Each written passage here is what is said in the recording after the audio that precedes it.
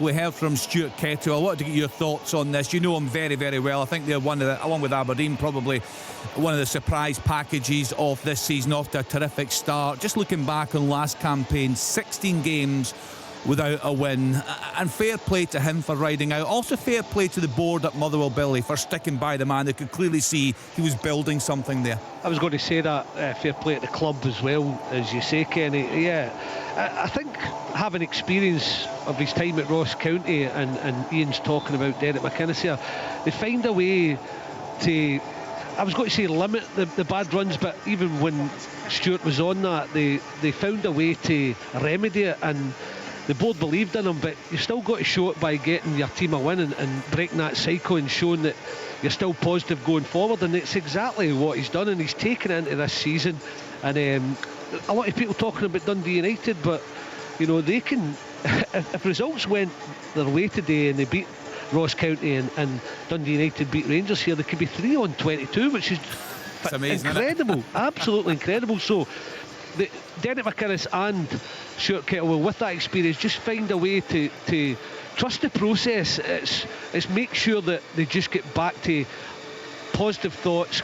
They know their squads, they know they'll get the best out of them at some point, and they need the club's backing to do that. But certainly Stuart Kettlewell has done that, and he's shown how good a manager he is, and his assistants are got a lot of experience as well, Stephen Frail. So I'm not surprised they are where they are now after that bad run last season. Yeah, and it's great. Myself and Rory in the studio, we can see the first teams coming out. Rory, it's good to see. So the team's just coming out in that game in Dingwall, Ross County against Motherwell. They said a 3:15 start, a wee bit late there. And also the game at McDermott Park, and fair play again to the fans and the club there. We can see pictures of the car park. I'm sure you all know it, you know, really iced over there, but they've got the game on a slightly delayed start. Just seen the players about to get that one underway at McDermott Park. St Johnstone up against Kilmarnock. 3:45 start at Ibrox. Rangers at home to Dundee United. Full commentary to come from that. We'll hear live from the Rangers manager, Philippe Clement. I want to get Rory's thoughts on the manager right now. Some interesting comments from him over the past few weeks. I've definitely noticed a sense of the fans turning their anger a bit away from the board and all the mistakes that they feel they've made towards the manager as well. So we'll get to that shortly. But first up, let's hear from the Dundee United manager, Jim Goodwin. He's also been chatting with Kerridine. Well, Jim, how difficult has it been to get your team down here for this game today? Yeah, I mean, obviously it goes without saying the preparation hasn't been ideal. The players have been sat on the bus since 9:30 this morning outside Tannadice. And obviously weather conditions and then some accidents on motorways has caused a severe delay here this afternoon. Which would leave you with what, less than an hour to warm up, effectively? Well, the boys have just arrived at the stadium 5 minutes ago, so the game is due to kick off in 45 minutes. We've asked the SPFL and Rangers to try and push it back again, but at the moment that's not happening. So we're scheduled for a 3:45, and we'll get our players as ready, as close to that as we can. Was there any chance you could have come down last night? Was that an option? Would that have been the manager's preference if that was doable, or is it a case of finances these days? No, it's not even a case of finances, Kerridine. It's just not something that we do. You know, we stay over when we go to Dingwall, given, you know, the length of that journey. But you know, under normal circumstances, you know, it's about an hour and 15 from Tannadice to where we get pre-match in Glasgow. We actually gave ourselves extra time by leaving at 9:30, but you know, unfortunately, there was accidents on the motorways, and that's what caused a severe delay. You know, it's up and down the country. What can we do? So, but the boys will, you know, prepare as best they can in the short period of time we've got, and I don't want us using this as an excuse for the performance, and we'll go out there and try and do the best we can. Yeah, you're here. We've got a game. Tell me, is it a back three or a back four? You made a couple of changes today with Adegboyega going back to the bench. Is that looking like a back four of Ferry, Holt, Gallagher and Strain, or have I got that completely wrong? Yeah, I mean, there's a slight tweak to the formation, you know, given the opposition. So you'll have to wait and see till kick-off what that looks like, Kerridine, because I don't want you telling Mr. Clement next door in advance. So if you don't mind, I'll keep that to myself for the time being. But yeah, the boys have prepared really well all week. You know, we've had great sessions. Great to get the international boys back in the group as well. We're coming into the game in real, you know, positive mindset off the back of some good results, and we're hoping to carry on the good form that we've shown in the league so far. Yeah, you've got Louis Moult available for you from the bench today. I'm sensing from you and from United that you fancy your chances today of leaving here with something? Well, we know it's always been a difficult venue. I don't think the track record of Dundee United coming to Ibrox, over the last maybe 100 games is all that great. But we certainly believe that we can cause Rangers one or two problems. We've obviously analysed previous fixtures. Thought Hearts were excellent against Rangers here last time out. St Mirren as well. So we've tried to, learn from those games as well. But as I said, our lads are in a really good place psychologically. Today is going to be a test of character. As I said, they've spent 4.5 hours on the bus getting to Glasgow from Dundee, which is unheard of. But we don't want to be using that as any excuse. We have to go out there, do our best, and hopefully come away with a positive result. Jim, thank you very much. Thanks, Carradine. Jim Goodwin there, Billy. Good try from Carradine to get that formation out of him. As you know, I love when you guys speak about shape of sides, formations of teams. What will managers generally work on leading up to a game? So, for example, Jim Goodwin this week, and you spoke before about a change he made in game. Would a manager potentially look at 2 or 3 different shapes that he could have to revert to during a match? On occasion, but I think you believe in your system, and we've already touched on Rangers, but I just think because of that game that Ian and I were speaking about at Tannadice, it was a Sunday. I don't know if you were watching that one, Kenny, but they really started poorly, and it was 1-0 early, and it could have been 3-4 for Rangers, and suddenly he just made a little tweak, and it worked. It just stopped the Rangers fullbacks getting forward because they were getting a down in wide areas, and suddenly the game changed. Now, not that Dundee United played well and went on to create a lot of chances, but the game evened out and they were right in it till the death. And I think that's why probably he's chosen this system today. And look, they can change it. I mean, Savells could go back in there. It's only a little in Strain and Ferry just got one, and they've got a 3-4-3.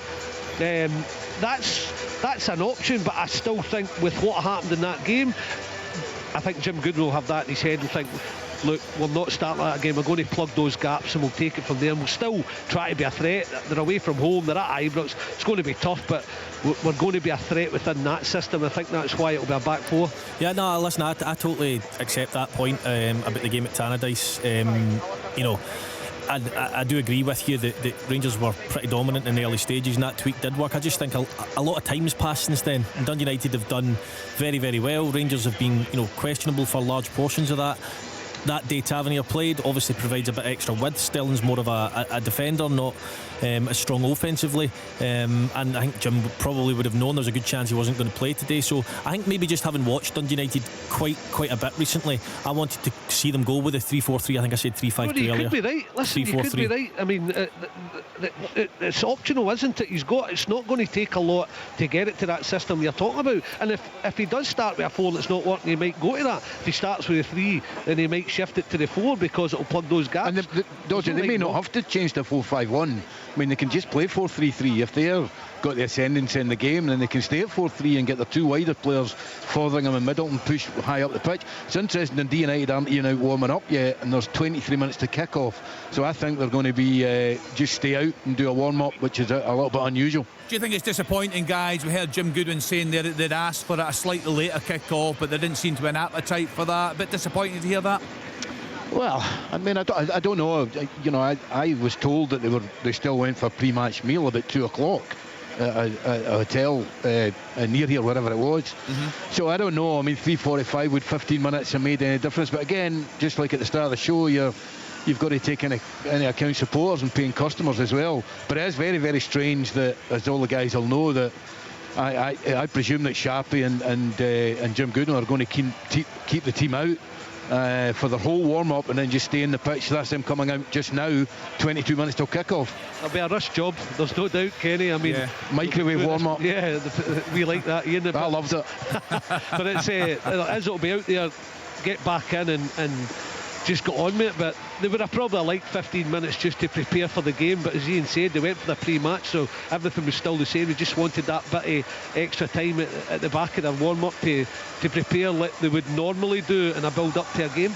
Right, we'll chat a bit more about Philippe Coman, because I want to get your thoughts on the job that he's doing, some of the things he comes out with in the media, the reaction of the fans. Billy, I know I've asked you many times, as you touched on there, is it something he should look at, perhaps a change of shape for his side. We'll get to that just shortly. It's a 3:45 kick-off at Ibrox. Full commentary to come from that one. Also the option of commentary from the game at the Smythe, St Mirren home to Aberdeen. Thankfully that one does go ahead after a pitch inspection. It's a 4 o'clock start there. A 5:45 start at Dens Park. Again full commentary.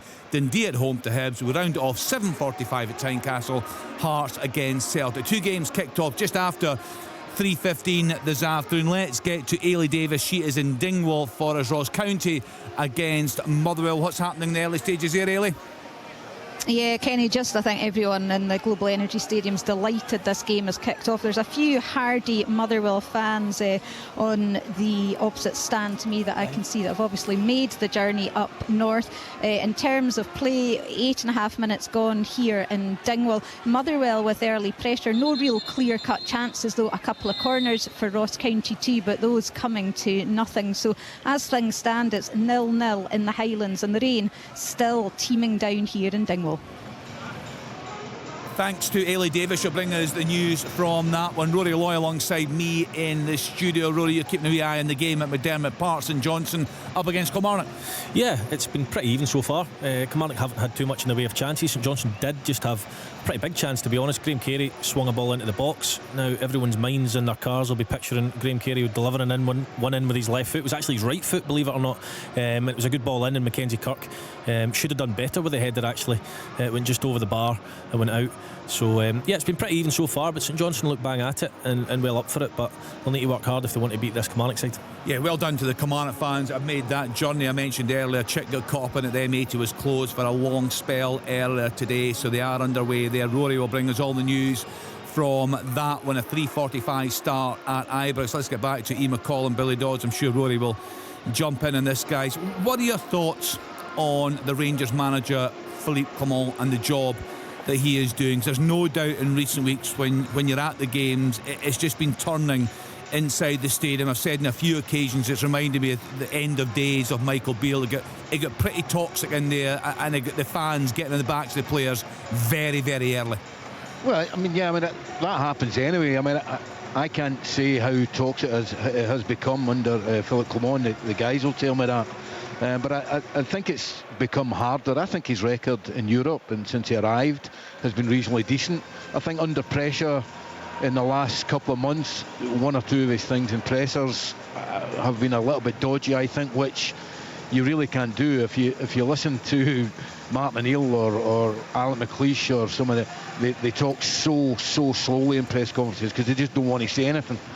But I think it's been blown up because of how well Aberdeen have done. That is the big key point. What has he said in pressers, Ian, that you feel has kind of caused a little bit of backlash?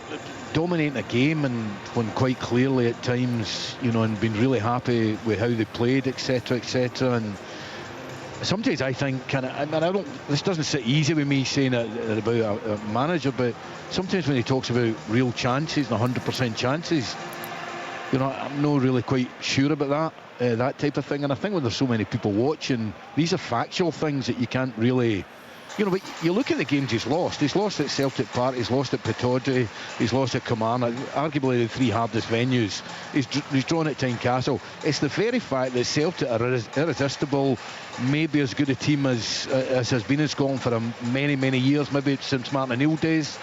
You've got Aberdeen totally and utterly resurgent. I don't think anybody in the studio there or anybody out of the grounds would have seen that coming, and I think that's heaped the pressure on. Dodge is talking about the style of play. For me, you do try and stick to style of play. Diamondi for me doesn't really fit the bill to play in the position he's playing. I think he's a good player, but I don't think he's that tight that kind of get in the little spaces and go in a half turn. I mean, I think Clement, he's under pressure, but you're always under pressure, I think, at Rangers at Celtic. But to be 9 points down, from Aberdeen after whatever games it is, and just as Rory said, they've actually scored 2 goals less than same as St Johnstone they've scored this season. Yeah, I mean that is really poor. I think they do have a problem further up the pitch. I'm looking forward to watching Dessers because I've watched him a few times on the television, and he just looks to me, and you've got to really admire him. And I've heard Dodgy saying this, you've got to really admire him because he, for want of a better word, he gets pelters, but you know, he just seems to react to things in the pitch rather than anticipating things. A lot of good strikers you see, you don't recognise they're doing something, and all of a sudden they anticipate. I remember Alan McCoy saying his best ever goal was against Leeds United here, and it was from about 2 yards, but he anticipated it 2 seconds before it happened and was in there to put the ball in the net. So I mean, I think of course he's going to be under pressure in this job. Do I think he's done a really poor job? No, I don't. I genuinely don't. I think it's, you know, I've been quite interested in, you know, as a player I was never that bothered about press conferences and all the rest of it, but you know, doing this side of the fence I really pay attention to them a lot more closely, and I think it's, you know, that says a lot that, you know, Ian's got a wealth of experience of management, a lot of success and a lot of difficult days where he's got to speak after a game. And I think if anyone's going to have a huge degree of sympathy for Clement when it comes to these press conferences and the position he's in, it's going to be somebody like Ian. And even Ian saying, look, some of the things he says, it just doesn't quite add up. And he made a point there about, you know, differentiating, you know, fact against opinion. You know, Clement always comes out and says they dominated the game, blah blah. You know, you can't. I suppose if that's his opinion, that's his opinion. I don't believe it is, but if it is. But one thing he always says, and I always say, there's a fine line between, you know, defending your players and pulling the wool over the supporters' eyes. He constantly says he's signed a lot of young players who take time to adapt, and it was going to get better in October and November. We're now into the end of November nearly. Czerny's 27, Bajrami's 25, Proper's 31, Demandi's 23. Yes, Barron and Kwashiorkor are slightly younger, but that, as Ian says, that's a fact. They're not young. So how can you come out and say that knowing that you're not saying something which is factual and expect people to buy into it and believe it? It's just not true. The other thing, Rory, is talking about a game every 3 days or 3.5 days. I mean, it's not particularly hard to look and see how many games, and that's just arithmetically wrong. It's something like 5.5 days. That was his reasoning for being so far behind Aberdeen, because they didn't have to do it. Yeah, and well, Kenny, I do not. You know me, I don't want to name drop. I do not want to name drop, but I did receive a letter just last year about, it was from our greatest ever manager, and it was about how you dominate a press conference, how you get your messaging over. Who did they say was really said? Sean Dyche was really good at it. So we're talking about Sir Alex. Sir Alex, yeah. Yep. And you know how you dominate a press conference, how you get your narrative out there. And just as Rory said, I mean, this is different from me. If I gave a press conference, there'd be about 3 people there. But these guys here, you're talking the full press corps over there. And it's a really, really important part of the job. Guys, just stay with us. Speaking of managers, and a manager doing an absolutely terrific job, the Aberdeen boss, Jimmy Tilleen, live now with Chick. Jimmy, you've had a chance to stroll across the pitch. You'll be happy the game is going ahead. Yeah, we are so pleased. The people who work so hard now to help us get the game on, and they're still working there in the last minute. I think it's so nice to see how they help and prepare the pitch for us. You're Swedish, so you were wondering what all the fuss is about with all this snow? No. It's always you have to adapt, and sometimes things happen quick, and you have to then find a solution. So now it's game. Yeah. So what effect does this delay have on your players? You know, you have a very organised warm-up that you probably had to change. No, but that's football and life. Sometimes things change quick, and you have to adapt and prepare yourself for the situation it comes. And we are ready. You're ready to continue this unbelievable run, presumably, as well? We're ready for this game and take game by game. Could you ever have, when you came to Scotland and you got the job, could you ever have dreamt it would go as well as this? No, I don't think like that. Like we know this season is so long, it's so many difficult games, so many good opponents. So we just try to stay where we are right now and focus on the game by game and put all energy on that. And then let's see in May where we are. You said you don't think like that, and I've watched it from afar, and you have a mentality, I think, that very few managers that I've seen in Scotland over a long number of years, you have a mentality I seldom see. Is that come naturally to you? Is that something you work at? No, it's nothing I think about. But I feel like this football, everybody knows working here. It's a season is long, and you have to stay humble. You have to try to improve all the time. Also, of course, also the opponents also improve. So we have to be ready every game and try to stay focused on the right priorities. Do you had to reassess what you think you can achieve with Aberdeen? I mean, it's incredible. We're getting near Christmas, nearly halfway through the season. Have you had to reassess your ambitions? No, we are still we always try to improve and game by game, but still it's a long-term project, and you can't right now we are in a good place, but still, let's see after the season where we are. But still, the plan is the same. How we work with the recruitment, how we work with our philosophy, identity. So nothing has really changed. We have keep working with the priorities we have and try to build it step by step so we can stay strong in the long term. Let me talk about the game today then. I think there are 3 changes on your side. Can you just talk me through them? No, I think every opponent has their strengths and weakness, and I think that change we make today, I think we are the best for us for this specific game, and we try to, I think it's important for us today to find some combination in some areas. That's why we make the choice we did with the players we have today. Yeah, and what have you made of St Mirren and Stevie Robinson? They are really well organized. They are quite direct. They are good in creating chances. So we have to be sharp, and they're going to try to attack our box from every area on the pitch, more or less. So we have to be stable there and try to win the second balls and then play our game and try to say also when we have the ball is the most important thing today. And finally, just a question about your incredible support to come. It was a long journey down from Aberdeen in weather such as this. They've had to wait around. It's been astonishing what you've triggered in them. They've done you proud, haven't they? Yeah, the atmosphere around Aberdeen and Aberdeen Football Club now is amazing, and we have to enjoy it together. And that's for me is one of the most important things when you try to build something for the long term. Is like it comes from inside and the people, and try to make a journey together. Thank you, Jimmy. Good luck. Thank you so much. Cheers. Thank you.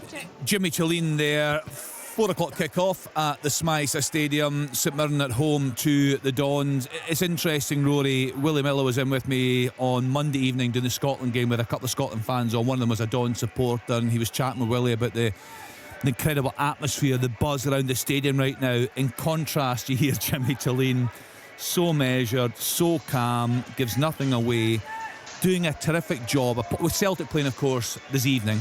A point at the Smythe this afternoon, the go top. And this is no flash in the pan. We're approaching a third of the way through the season. Yeah, and I don't think the fact that Aberdeen can go top with, well, he'll be saying a win. You know, he'll be looking for a draw. Yeah. I don't think he'll even mention that in the dressing room. No. I think he's very meticulous. He uses the word humble a lot, and he talks about game to game. Now I know all managers do that, and they try not to give too much away. But he genuinely comes across like he thinks if he gets his tactics right, if his man management's right, and the players are in a good headspace. I think the way he dealt with Duke was fantastic. It really was. When you look at other examples of that type of behaviour and the furore it kind of presents around clubs, it just kind of went away on its own, and then he's starting to get the best out of Duke. But I genuinely think Jimmy Chalene feels if he does his work right in the training ground, he's looking after his players, they're in a good mindset. That's the most important thing about getting 3 points. See this, we can go top with a win and all that. Managers will have used and will use again that as a carrot, but he doesn't strike me as that type. He strikes me as the type that thinks if he gets everything right before the game, then that'll be absolutely grand come 3 o'clock on a Saturday. Yeah, doing an absolutely terrific job. One game has survived in the Championship this afternoon. It's at Somerset Park. Ayr United at home to Dunfermline. Let's join our reporter Gully Singh. Good afternoon to you, Gully. What's happening there? Good afternoon, Kenny. Yes, Ayr United returned to winning ways last week with a home win over Queen's Park. Scott Brown's side finding a response after their shock Trust Trophy defeat to East Kilbride. A win for the Ayrshire club could put them just 1 point behind Livingston now, so plenty of incentive for 3 points here. For the away side, the Pars have won 2 on the bounce for the first time since September. Dunfermline will aim to creep out from second bottom with Greenock Morton just 2 points in front. With the postponement, James McPake's side could climb to 6th in the table with a win here. Chris Hamilton drops out. Craig Clay comes into midfield. Lewis McCann hasn't recovered from a knock. Abakoye Mabuda steps in, and it's the same side picked by Scott Brown after last week's 3-2 win. It's Ayr United versus Dunfermline here in the Scottish Championship. Good stuff, thanks to Gully Singh. That one kicks off at 3:45. It was around about a 3:15 start in Dingwall this afternoon. Ross County at home to Motherwell. What's the latest there, Ailey Davies? Yeah, I think Motherwell just starting to dominate a wee bit. They've had some nice play, but not really created a huge amount of chances. Lennon Miller with a nice free kick that went wide of the goal, and then Andy Halliday as well just a couple of minutes ago, another really decent free kick into the box, and just not quite connecting with one of his teammates, and the ball going out in the end. So as it stands, it's still a stalemate in the Highlands. Ross County 0, Motherwell 0. Rory Loy alongside me in the studio. Also a 3:15 start at McDermott Park. St Johnstone home to Kilmarnock. What's happening, Rory? Yeah, Kilmarnock have really come into the game since the last time we kind of updated from McDermott Park. St Johnstone all camped, all players in their own half now. Kilmarnock getting a lot of the ball, a lot of balls into the box, as you'd expect from Kilmarnock, as they like to attack down the sides. Vassell and Watkins causing trouble, holding the ball up well. St Johnstone times giving the ball away a little bit cheaply, putting themselves under pressure, but not a huge amount of goalmouth action other than that Kirk header. Robbie Dees was booked for a pretty strong challenge on Graham Carey, one of those you would have got away with a few years ago, but now he lunged in and he was shown a yellow card. But yeah, no goals so far, still 0-0. Let's hope there are more goal opportunities in the game at the Smice. It kicks off at 4 o'clock. We've heard from both managers. Liam McLeod is on commentary duty alongside Stephen Craigan. Stephen, your final thoughts on this one? We heard from Jimmy Tulline live there with Chick. I'm just thinking, go back to your playing days, Stephen. You've got a manager like that, very calm, very cool, very composed. I'd imagine he's the same in the dressing room. As a player, do you like that approach? It depended, Kenny, the game. You know, I played under Terry Butcher, who win, lose or draw or quiet before the game was running about headbutting walls and screaming and shouting at everybody. So what sometimes that done was put a little bit more pressure on you. You were worried because you thought if you made a mistake he was going to be coming for you, or if you give the ball away you were scared to look over to the touchline or was involved in a goal against because you knew he was pointing the finger and shouting. Yeah. And if you didn't get it during the game you were getting it at half time, whereas Jimmy Tulline's the complete opposite. Very calm, you're right, very assured, and I think that's reflected in how Aberdeen play. When someone makes a mistake or someone has an error or a bad pass, there's no jumping about in the sideline and pointing fingers. It's very calm. They know what they have to do. They know what the job is. It's repetition after repetition, and that comes from that experienced manager who's been there and done it and made mistakes and understands what he wants from his players, the message he can get across to his players. He spoke about philosophy there, or ideas that they won't deflect away from that. Plus then he can look to the bench, and he's got the likes of Keskinen on the bench. He's got Duke on the bench, he's got Palaversa, he's got Paul Vara coming back. I mean, that's a really strong squad that he's got.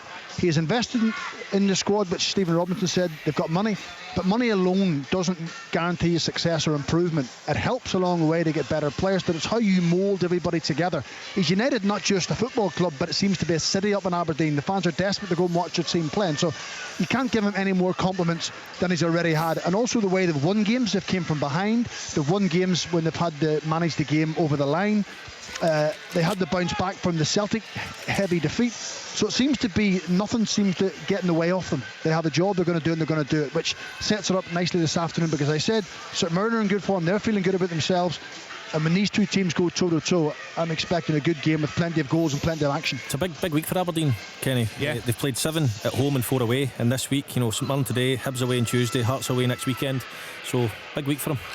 Yeah, full coverage of that one on Tuesday evening, the game through at Easter Road. I'm just seeing some pictures coming. That's the game in pace. It looks like a snowball fight going on between the fans. Looks fairly good natured, I have to say, over in the corner there. So 4 o'clock start at the Smicer. 3:45 start at Ibrox, across there just shortly. Down in England, the lunchtime kick-off at finished. Leicester City 1, Chelsea 2. 40 minutes played in the rest of the games. Arsenal 1, Nottingham Forest 0, Villa 1, Crystal Palace 1, Bournemouth 0, Brighton 1, Everton 0, Brentford 0, Brentford down to 10 men, Fulham 1, Wolves 1. 5:30 start Manchester City at home to Spurs. A reminder, 5:45 start the game at Dens Park this evening. It feels like a big one for David Gray. They're away to Dundee. Full commentary from that, and then a belter to finish off. 7:45 Tynecastle, Hearts against Celtic. So stay with us all the way through till around about 10:30 this evening on Sports and Bill. I know the teams will just be coming out there at Ibrox. Just want to get your thoughts on Philippe Clement, how he comes across, his style of play. I picked this out a couple of times. There's been a couple of media conferences, Billy, now with fan media been invited into these at most clubs. A couple of times he's had it out with some of the Rangers supporters about being questioned about his style of play. He doesn't like it. It's never a good idea to go down that road. Are you there, Billy? Yeah, sorry. Yeah. Turning up the mic. It's the one thing that's changed about him a little bit, and I'm sure you'll agree with me, was when he first came here, remember people asked him questions, he had an authority about him, and when the results have not quite gone his way, then people are starting to question him now with his answers. I think the biggest one for me, because it is tough, and he was right, when you're thrown in front of the press and they're baying for your blood at times, then it can be tough when you're standing alone, but you have to keep that authority. And I thought the Aberdeen game was the one when he said it was one of our best performances. Yeah. And I thought, because I did the game with Willie, and I thought, they weren't at it at all. Was the one that kind of made me have little question marks, but it's all he can do to make it go away is win games, and as long as he wins them, and even when he's winning them, if the performance, that's where he's at now, if he's winning them and the performance level isn't there, there'll be question marks. But if you can get winning games, and that's what it's all about today, even if they don't play well, and then string a few games where they win it and the performance is good, then I think the question marks will go away. But the question marks will remain if it remains the way they played against Hearts, Kenny. If they put on a performance here today where it's not quite up to scratch, even if they win it, the question marks will stay. I think that's where he's put himself now. He needs his team to go out there, show an authority that he's not quite had in press conferences at times, but show an authority and a style that they're winning games consistently with that superior performance level, and that's when the question marks will go away. Until then, they'll remain, I'm afraid. Yeah, a real test of character for his players at Ibrox this afternoon against Dundee United, who've done very, very well in the early part of the season. Rory Loy alongside me in the studio. Just a final update, Rory, for now on the game at McDermott Park. St Johnstone up against Killie. Yeah, it's swinging from end to end, it really is. Johnstone have had a good spell now as well. Jason Holt's been booked for a poor tackle as well, so a lot of effort, a lot of high work rate, and not a lot of skill and quality at this moment in time. The pitch looks quite heavy, but it looks it shouldn't affect play too much at all. Again, I'm struggling to report on much when it comes to goalmouth incidents, but both sides playing okay. Neither team really on top. It's a poor pass from Carey, right enough. Is left, I think it's Watkins one-on-one, but it's good defending in the end.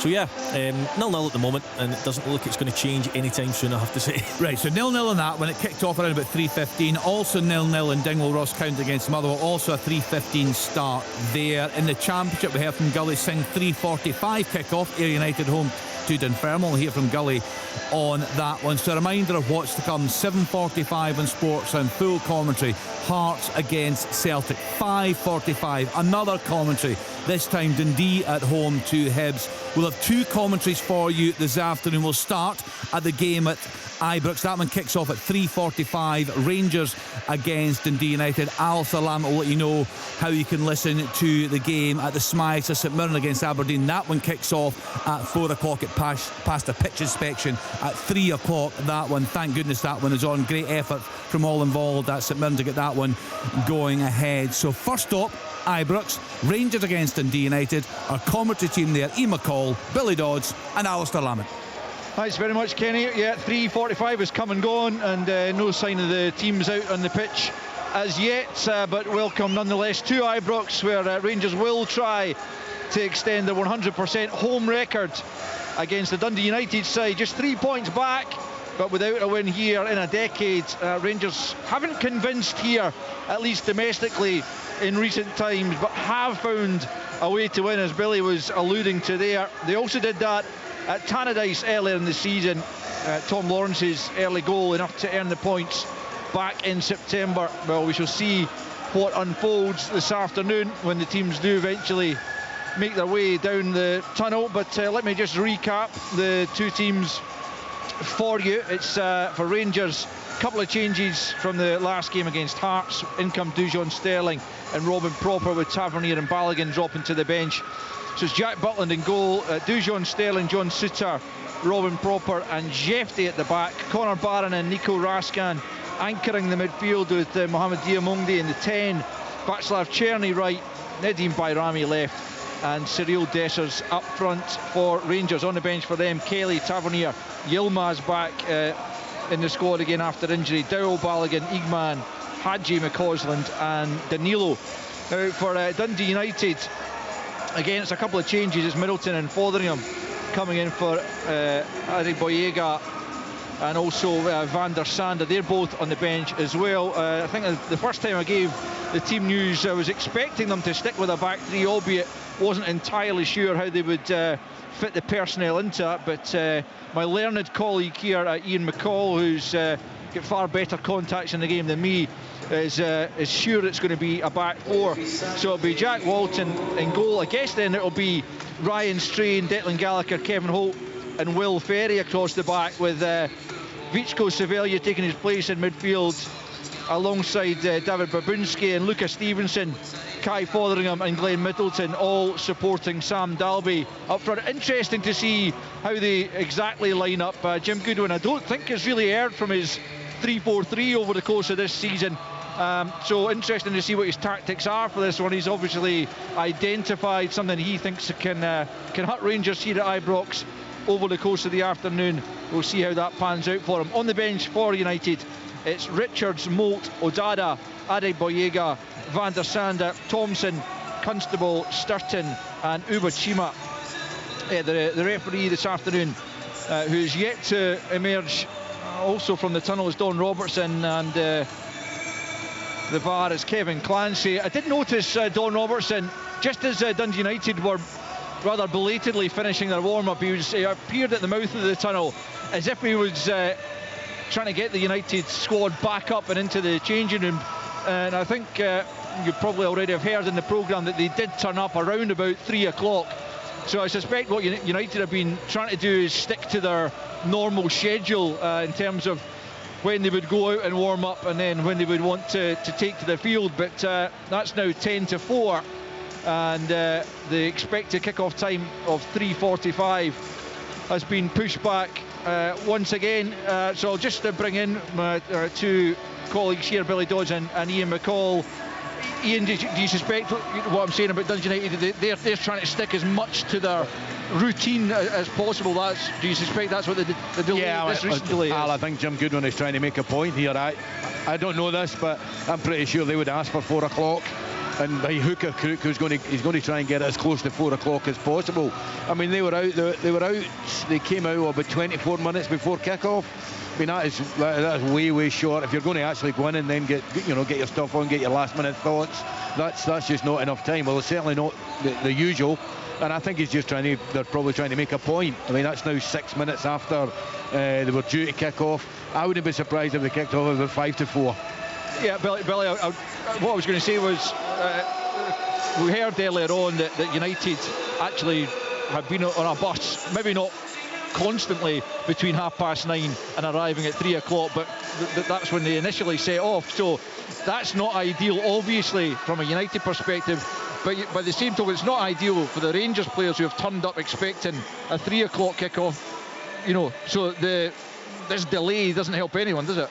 No, it doesn't. But I don't think it'll affect Rangers as much as it'll affect Dundee United. But they did go here for the pre-match, so it was. They were trying to just get it as proper a time and build up as they can. I think there's a bit. I'm like Ian. I think there's a bit of brinksmanship going on. I don't think it'll kick off exactly 4 o'clock. I might be wrong. I think you could get the weirdest kick-off time ever here, but that's the way football's going these days. But there's no doubt that United were never going to go for 3:45. Maybe they asked Don Robertson, but as you said, Ali was out at the tunnel having a look, trying to usher them back in. So it's maybe just pushing the boundaries as far as they possibly can. Yeah, well, 8 minutes to 4 now, and still no sign of the teams. We'll keep you up to date, of course, over the course of the afternoon with all the games that have kicked off or will kick off across the SPFL. St Mirren Aberdeen is coming up. It might well kick off more or less at the same time as us. We'll have live commentary available for you of that if you choose to listen to that one. That'll be available on digital, medium wave and Radio Scotland Extra from more or less 4 o'clock. I'll give you a heads up as exactly when our frequencies will split, but as you might hear from the background music, that is usually the cue for the teams to come out here at Ibrox. And indeed, here is Don Robertson, flanked by David Room and Gordon Crawford, his assistants at Ibrox this afternoon, leading the teams onto the park belatedly here as Jack Butland leads Rangers out wearing the captain's armband in the absence of James Tavernier, who's on the bench this afternoon again for Rangers. Third time in recent matches that he's been left out of the starting 11, and it's David Babunski who is captaining Dundee United this afternoon as the two teams go through the handshakes. So we'll be pretty close to 4 o'clock by the time we eventually do get underway. Not ideal circumstances by any means, but the players just having to make the best of it this afternoon, and the conditions, well, certainly the pitch looks pretty much pristine. We'll see if it potentially takes a bit of damage as the afternoon goes on, but it's in good looking condition for the naked eye from our position in the commentary gantry, as Jack Butland and David Babunski just come together for the photo opportunity with the mascots and so on, the coin toss in the middle of the park.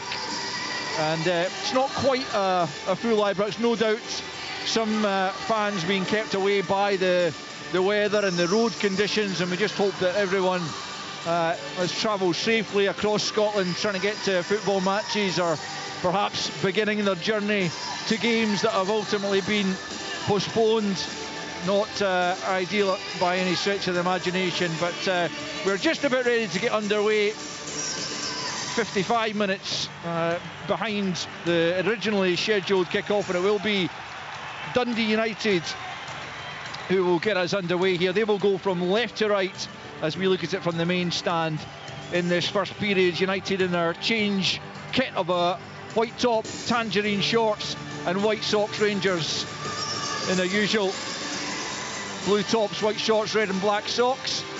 And it will be the captain, Babunski, who will get us underway. There's the signal from Don Robertson, and off we go as Kevin Holt launches it forward down the right hand side. It's nodded back the way by Stevenson, and then Strain, who is in that right back role, nods it forward, out of play for a Rangers throw-in.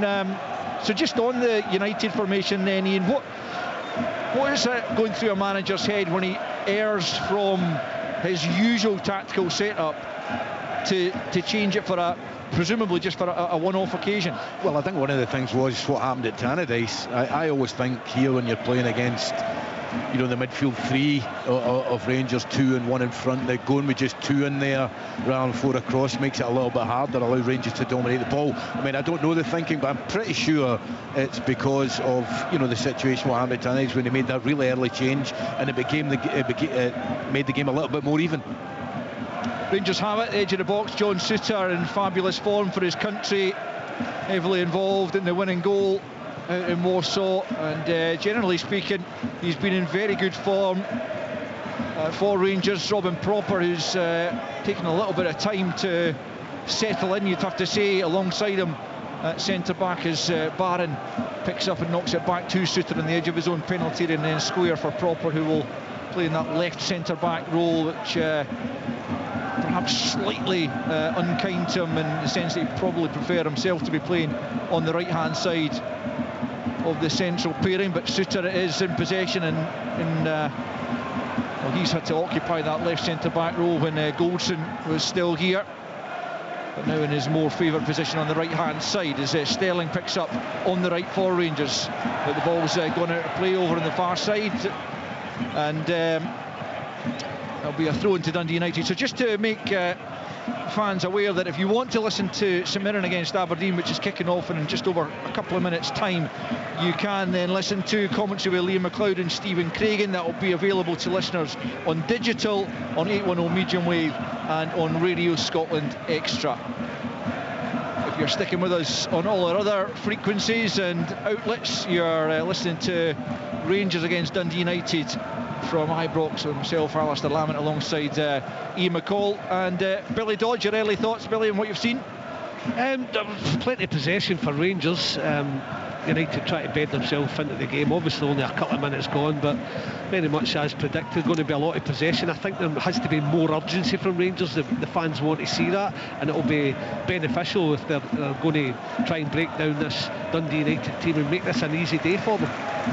Yeah, well, I mentioned they haven't convinced, certainly domestically, in recent times. They laboured to a 1-0 win over Hearts, similarly against St Mirren, a narrow victory 2-1.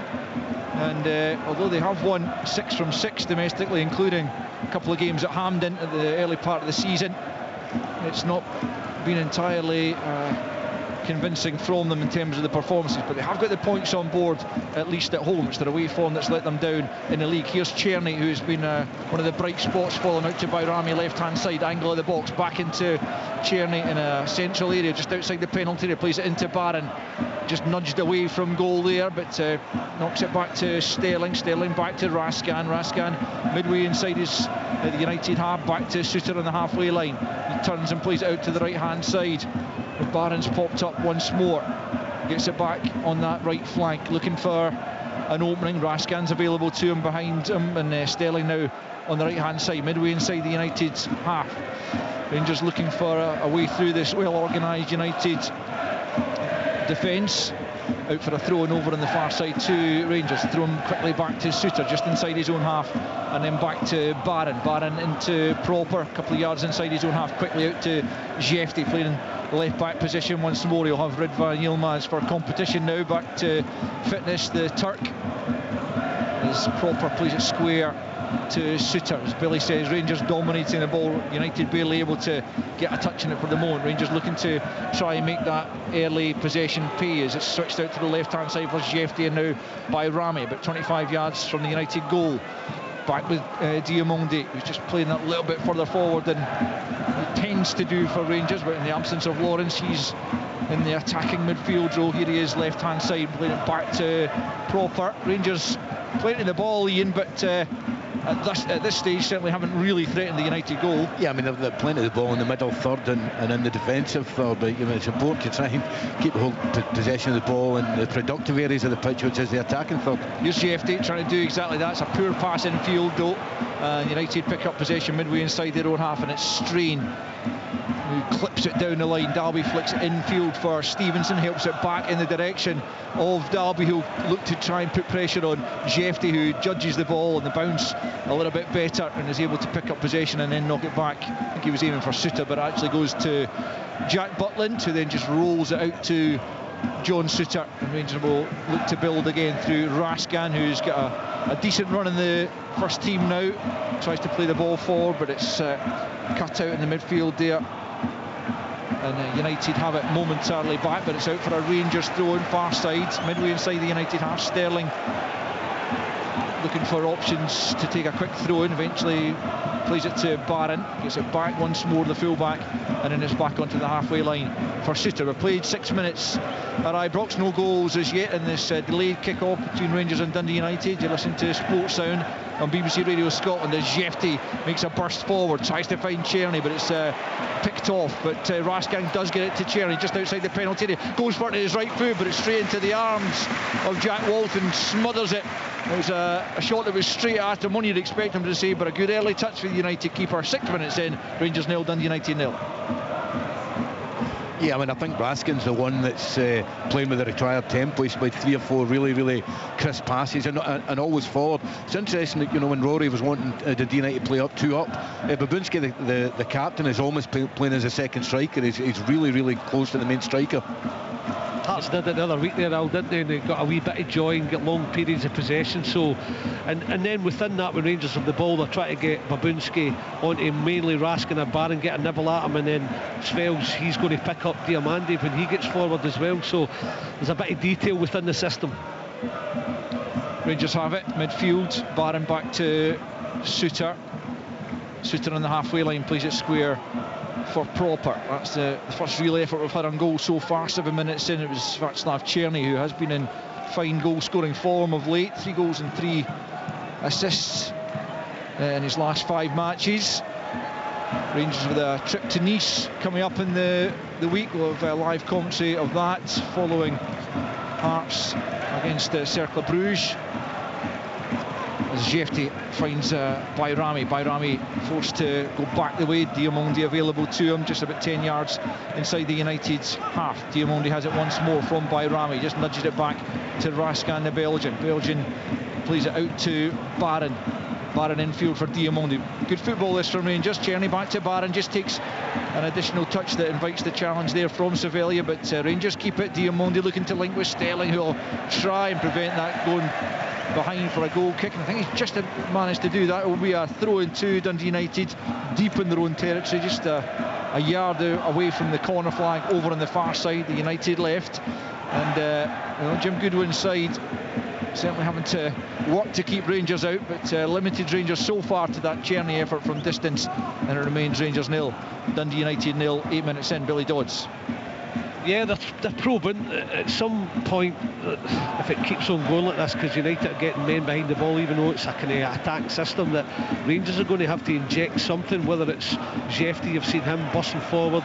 Ian's talked about Raskan making nice quick passes, so they're going to have to do something different to break them down. Here's United getting bodies forward, coming down the left hand side, low ball ins beyond everyone, but it will be retrieved in this near side. United looking to, for the first time, try and test the Rangers goalkeeper Jack Butland, but they're forced back the way. Stevenson finds Gallagher and now Holt on the halfway line. It was a promising burst down the left hand side initially, just the ball that came into the box was ahead of everyone. Holt's giving it away to Cherny dangerously, but Cherny just couldn't keep it, and United have it back once more, coming down that left flank again. It's Ferry looking to try and make some headway, and then Glenn Middleton getting in on the act, former Rangers player. Didn't really make the impression he was looking to in his time at Ibrox. Spent a lot of time out on loan, but looking to come back to haunt his old side here. 9.5 minutes played, 0-0, as United have a throw-in on the far side, 10 yards from the corner flag as they attack. The ball swept into the 6-yard box, an easy take for Butland though. First bit of action for him, and then he launches it over the halfway line looking for Dessers, but Gallagher will get there first, heads it out to the right hand side. Diamonde first to it, nice first touch, but he's under pressure there from Stevenson, playing for a handball, and it did look to be, as St Johnstone 0, Kilmarnock 0 is a half-time scoreline, and Rangers have the free kick 10 yards inside their own half for that handball as Stevenson looked to pressurise Diamonde. 10 minutes played at Ibrox, no goals as yet.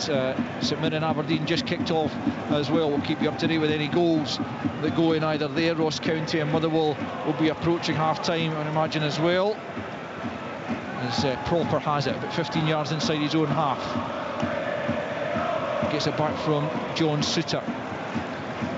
Not a great deal of tempo to the game as yet, as Ian said. Raskan was the one who was trying to raise it for Rangers, but I always feel, Ian, that Rangers, especially at home, they should be looking to come flying out the traps and put teams under real pressure, but I haven't really seen them do it in these early stages of the season. Yeah, I mean, Raskin's the only one that's actually, playing with the correct tempo in terms of moving the ball.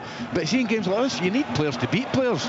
You need Cherny, you need the other guys to get up, like just now, to get up people one-on-one and get beyond. Cherny into the penalty area. Dessers look to go and attack it. Gallagher there ahead of him, comes out to Barron, he gets a volley in, but it's blocked by Holt about 8 yards from his own goal. Raskin will pick up and get it back to Souttar on the halfway line. He looks to step away from Babunski. It's Souttar from a similar position when he picked out that cross for Andy Robertson in Warsaw. He goes back the way this time rather than into the penalty area, and it's Sterling right hand side, gets it back from Cherny. A bit higher tempo now from Rangers. Barron into the feet of Diamonde, who'll look out to the left hand side for Jefty, tries to knot it down, looking for Bayrami, just ahead of Bayrami. It's a decent intention there from Jefty, but just couldn't quite execute it, and United are able to clear the lines up to Dalby, who's ploughing a lone furrow just at the moment. Comes off Bayrami, out for a throw into Dundee United in this near side, midway inside their own half. 12 minutes played, Rangers 0, Dundee United 0. First time I've seen Dalby, he's an absolute lump of a boy, isn't he? A unit. Even I think Dundee United, the distances between their four, whatever it is, 4-4-1-1, 4-2, the distance between each unit is really, really good, and it's denying the Rangers a lot of space. Especially in that midfield, Ian. I've been watching it. Sevilla, as I say, he'll take Barron when he comes forward late on the ball, and it's Stevenson who's looking after Diamonde, and one of the strikers, if you want to call him that. I know Babunski will do it in the main, but Dalby's been coming off as well and trying to get himself onto Raskan at times, so they've obviously identified that midfield battle, can get a grip in there. Middleton under pressure in a deep area from Conor Barron, but Barron has just poked it out of play, and it'll be a throw in to United in front of their band of fans who have braved the elements to make their way down from Dundee in that corner on the opposite side from us. near the corner flag where United are about to take a throw in through Will Ferry, who's been highly impressive in the left wing back role for United so far. Let's see how he operates at left back in that back four this afternoon as it's headed forward by Proper.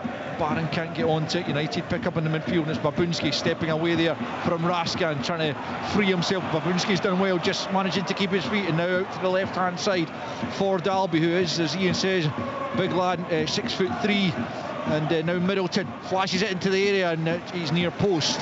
Jack Butland can gather.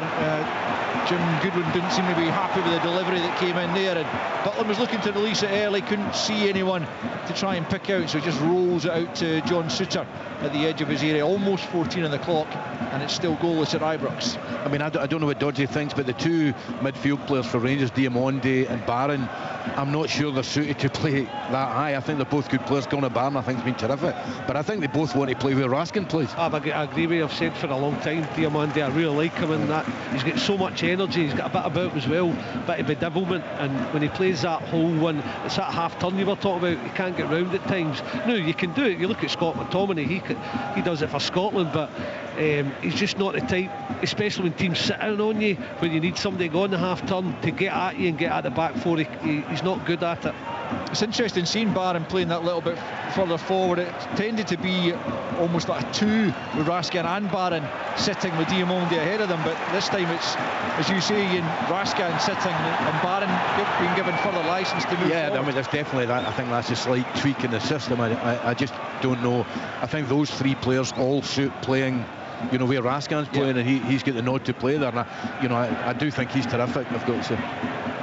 Yeah, well, I guess in the absence of Lawrence, who has tended to be the number 10 for Rangers, Philippe Clement obviously. Hadji's there. At some point he's got to get a go of it.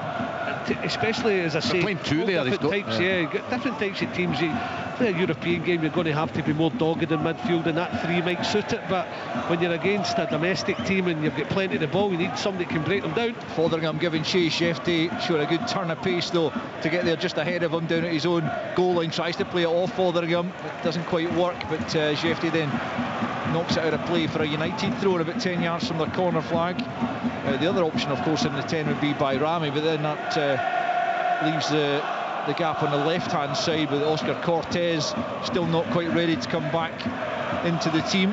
Shefty played further forward when Yilmaz was fit earlier in the season. Here's Strain, right-hand side, trying to get the ball into the Rangers box. It's blocked. Will come back to Strain, though, under pressure from Bayrami, and Diamonde's done really well, the Australian, to get it into the box. And shot on the turn there is wide a goal from Babunski. It was a difficult one to try and wrap his boot around, and unable to get it on target. Behind for a goal kick, which has already been taken. 16 played, and it's still Rangers 0, Dundee United 0. Terrific skill from Ryan Strain. You can tell why Jim was really excited getting him. Terrific skill and good delivery. I'm looking at the Babunski there. Once he brings it down, I think he does the hard bit first, and then if he can get the head up, he could pop it wide to Middleton, who was in a better position, but just chose to shot, and it was wildly over the crossbar. Tierney trying to lay it into the path of Sterling, but he didn't get enough contact on it, and it's back in Dundee United possession. You listen to Sportsman on BBC Radio Scotland, almost 17 on the clock, and this delayed kick-off at Ibrox. Rangers 0, Dundee United 0. Dundee United settling into the game and beginning to put a few attacking moves together themselves. Ryan Strain couldn't bring that one under control. Understandably, it wasn't a good pass to him, and Rangers will have the throw-in more or less on the halfway line, left-hand side, as they come forward, as Shefty throws it back the way, though, to the Dutch centre-back Robin Proper. Balogun left on the bench, perhaps with a half an eye on Nice on Thursday in the Europa League. Suter now just inside his own half, plays it out to the right-hand side for Tierney. Tierney coming forward about 10-15 yards inside United territory, spots Shefty in a bit of space and picks a good pass for him. Shefty takes a touch, closed down now by Fotheringham, but Shefty will try and go past him. He's done well. Can he find a pass here? Shefty, wonderful play initially from Shefty, but he just couldn't pick out Diamonde in the 6-yard box and knocked away. Yeah, that's the one-on-one we're talking about. Terrific skill. You're right, you couldn't pick anyone. Rangers had bodies in the box there though. Czerny now tries to flick it into the area, knocked away by Kevin Holt inside his own penalty area. Rangers looking to build up ahead of steam as Jim Goodwin knocks a ball back onto the pitch, suggesting that he thought Jeffrey wanted to use that one. The other ball was already back in play, and just getting a talking to there from Colin Stephen, the fourth official. I'm sure it was entirely innocent there from the Dundee United manager. Here is Jefty, about 25 yards from goal, just rolls it forward by Rami now on the byline. Into the penalty area it comes, headed away as far as Raskin. Raskin takes a touch, tries to find the top corner, but well off target. Nico Raskin, who's just one Rangers goal to his name, finishing not his 40, and that's well over the top. And so 18 and a half minutes in, it's still Rangers 0, Dundee United 0. Yeah, bit better for Rangers because they've got United caught narrow, and it was Jefty the first time when Fotheringham get caught out a little bit. A good switch of play with Czerny that got them in. It was cleared, and then that time Bayrami comes out of position and gets himself wide left and puts in a decent cross that United have got to defend it. So way forward to Rangers got to inject some pace, some tempo, as they've been discussing, and then when they get there, just a bit of quality needed, and they got that there, but nobody on the end of it. Stevenson gets his head to the ball on the halfway line, breaks from Middleton, and now Chevalier on back the way to Kevin Holt, who feeds it forward but straight out of play, and it'll be a Rangers throwing over on the far side. 19 in, no goals at Ibrox, no goals at the Smiza between St Mirren and Aberdeen, and goalless at half-time in both Ross County against Motherwell and indeed St Johnstone against Kilmarnock. A dearth of goals in the games going on, and of course later kick-offs between Dundee and Hibernian, and then Hearts against Celtic. Live commentary of both of those to come here on BBC Radio Scotland Sports Sound as Proper goes back the way in the first groans from around Ibrox Stadium as the fans who haven't been entirely happy with the way things have gone this season. Czerny though trying to make things better as he comes forward down the right hand side. Now it's Sterling, checks back, now it's Czerny once more, right hand side. Can he find a pass into the box? Diamondi not able to get on the end of it. Stevenson gets in the way, comes back to Barron, an ambitious effort from the edge of the box, volleys it well over the top. 20 played, Rangers 0, Dundee United 0. Yeah, so much better from Rangers now. It comes from himself from Czerny getting at somebody 1-on-1. I think he was a little bit fortunate to get by him, and that's how they got to the byline, and they are getting players in the box, just can't find them yet. United's goal kicked in to be taken by Jack Walton. His clean sheet against Ross County in that 3-0 victory was his first in his last 5, and he knocks it over the halfway line. Raskin gets his head to it, so too does Gallagher. Raskin once more knocks it forward. Chevalier now out to the left hand side. Middleton thwarted there by Sterling, but Raskin's lost it to Babunski about 10 yards inside Rangers half, forced back the way though the North Macedonian, and picked up by Middleton left hand side up against Sterling, who makes a good challenge and knocks it out of play for a United throw-in. 21 played, no goals. There's no doubt Jim Goodwin's covered most parts a bit out of possession, and when he gets possession he's obviously said to him, be really brave on the ball. Here's Ferry left hand side. It's too close to Jack Butland, though I think the ball had already gone out for a throw, and over on the far side it will be a Rangers throw midway inside their own half. Sterling takes it into Barron. Sterling now back to Suter just outside his own penalty area, plays it square to Proper, and Proper now out to the left hand side to Jefty just inside his own half. Fotheringham across the cover. Jefty comes in field up to the halfway line and then back to Suter. Suter looks up but then plays a short ball to his left to Proper, out to the left hand side for Bayrami. Bayrami covered by Strange, who goes back the way to Proper again, looks forward and then plays a short pass to John Suter, former United youth product of course. As Barron then finds Sterling. Raskin with a neat turn and tries to move away from his marker as Declan Gallagher's just hit the deck as Czerny picks up, tries to get the shot away. It's well closed down initially, breaks for Diamondi. Diamondi out to Jefty, good control from Jefty because it wasn't an ideal pass, but here's Diamondi finding Raskin on the edge of the box, and Walton does enough to push it away. It wasn't the most powerful shot on the left foot from Raskin, but it did begin to trouble Jack Walton as Rangers look for the opening goal here in the midway point in the first period. Bayrami had his shirt tucked there from Strain. The referee allows play to continue, then takes a shove in the back, and Don Robertson says that'll be a free kick to Rangers midway inside the United half.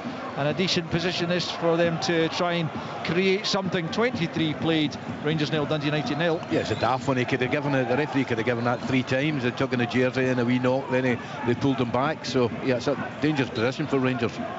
Just left of centre, midway inside the United half by Rami and Tierney, both over this one. As Rangers look to find an opener, it will be Tierney to take it, left-footed into more or less the penalty spots, glanced on by Proper there. Walton scrambling across to his left-hand side, but it's a couple of yards wide in the end. Comes to nothing as United stand firm and still we await the opening goal here at Ibrox, 0-0. Yeah, United, well, we did speak about it, didn't they, in his press conference, about getting through this early stage, trying to frustrate Rangers. Then you can hear it coming through the crowd. I think Rangers have got to, Collie touched on it, it's like, it's a tempo thing, and I mean out of possession and in possession. Proper get booed because he turned back the way in possession, and then out of possession they don't really put a press on either. It's like, you get the ball and we'll just get it back when we get it, and we'll play and we'll try and score. They've got to show a bit more energy and industry. That'll help the fans, and then the fans will come with them. Right now it's the opposite way around. I think the balance as well on the left-hand side for Rangers, I'm not sure is quite right. I mean, I've only seen them on TV before, but you know, Jefty plays quite narrow in the attacking areas. Bayrami wants to go inside all the time. You're not allowing it. The one threat they had was Jefty getting at somebody in the wider area and beating them and getting a decent ball into the box. On the opposite side, it's Sterling back for Tierney, about 25 yards from goal. Back out to Sterling. Sterling with an opportunity, and he's taken down. That gives us a chance to cross to Paisley where there's been a goal. Chick Young. It's a goal for St Mirren, and it's no more than they deserve. They have monopolised this first 19 minutes of this game. It was a Route 1 job to pass back to Malcolm. He just launched it up the park. It was a race at the back. Sanya won it. It was 1-1 with the goalkeeper, and he just poked it beyond Meatop into the Aberdeen goal. It's a magnificent first 20 minutes. Aberdeen threatened a little bit, but really St Mirren have been all over them. It's incredible stuff, and at the moment it is St Mirren 1, Aberdeen 0. Thanks, Chick. Rangers have a free kick in a good position across on the right hand side. Tierney delivers it into the near post, punch from Walton, and then lashed away by Glenn Middleton over the halfway line, and Dundee United able to clear the lines. There's been a goal in Dingwall as well. Let's cross to Ailey Davis.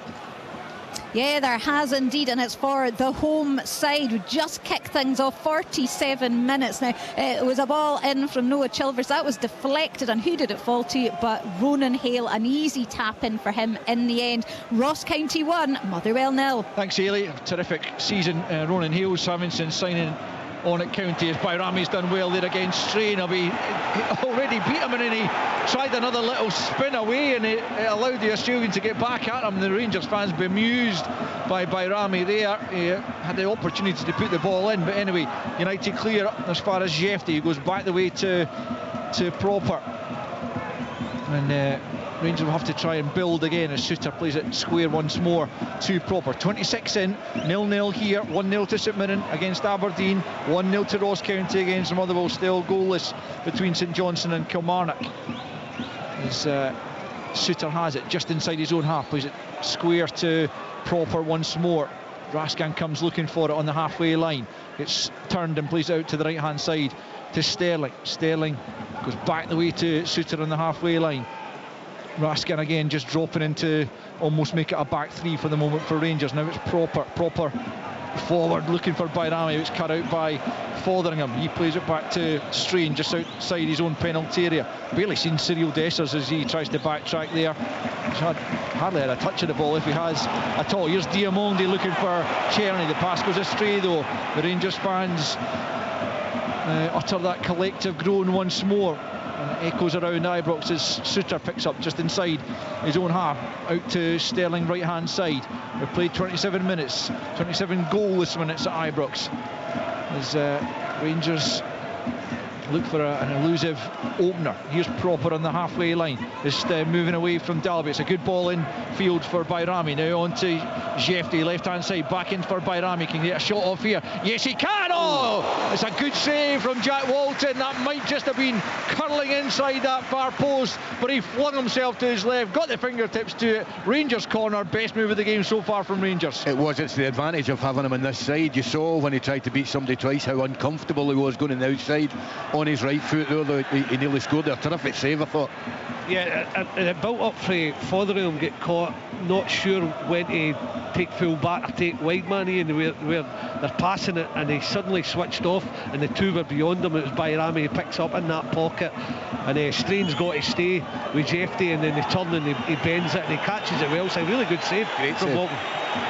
I've absolutely no idea what happened from the corner though, because it's now a goal kick. I can only imagine that Rangers made a pig's ear of it, for want of a better expression. I think Rangers thought they should have had a free kick out wide to a short one, and then the referee gave a by kick.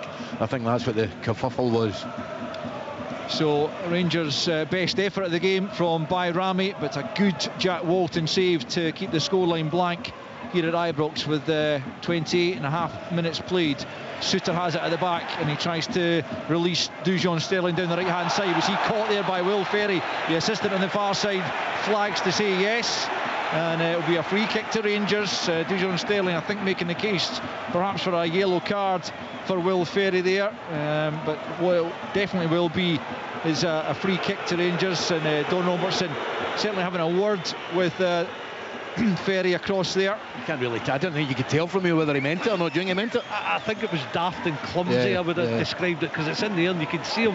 I think he made the linesman's mind up when he just had a glance at Sterling, just a little nudge. Wasn't much in it, but daft. Tangle of legs almost, really, wasn't it, as Sterling tried to get goal side of him. It's Czerny then over this free kick, right hand side, left footer. He doesn't beat the first man though. United try to get it fully clear, but Diamonde's picked up and he's then taken down by his opposite number 10, Babunski, and Rangers have a free kick in what would ordinarily be called James Tavernier territory, but the captain's on the bench, so it'll probably fall to Václav Czerny or perhaps Bayrami. It's just right of centre, so maybe just favours the left foot of Czerny, but it's 25 yards from goal, half an hour in. It's in fact, I'll tell you what it is, it's Ian McCall territory. No, I'm smiling at Dodgy, because nowadays you don't know whether this suits a left footer or a right footer. In my day that would have been a left footer all day long, but you wouldn't rule out right footer. But one thing I've noticed, I think anyway, that the balance of Rangers, there might be injuries, there might be a few, but the midfield balance for Rangers 3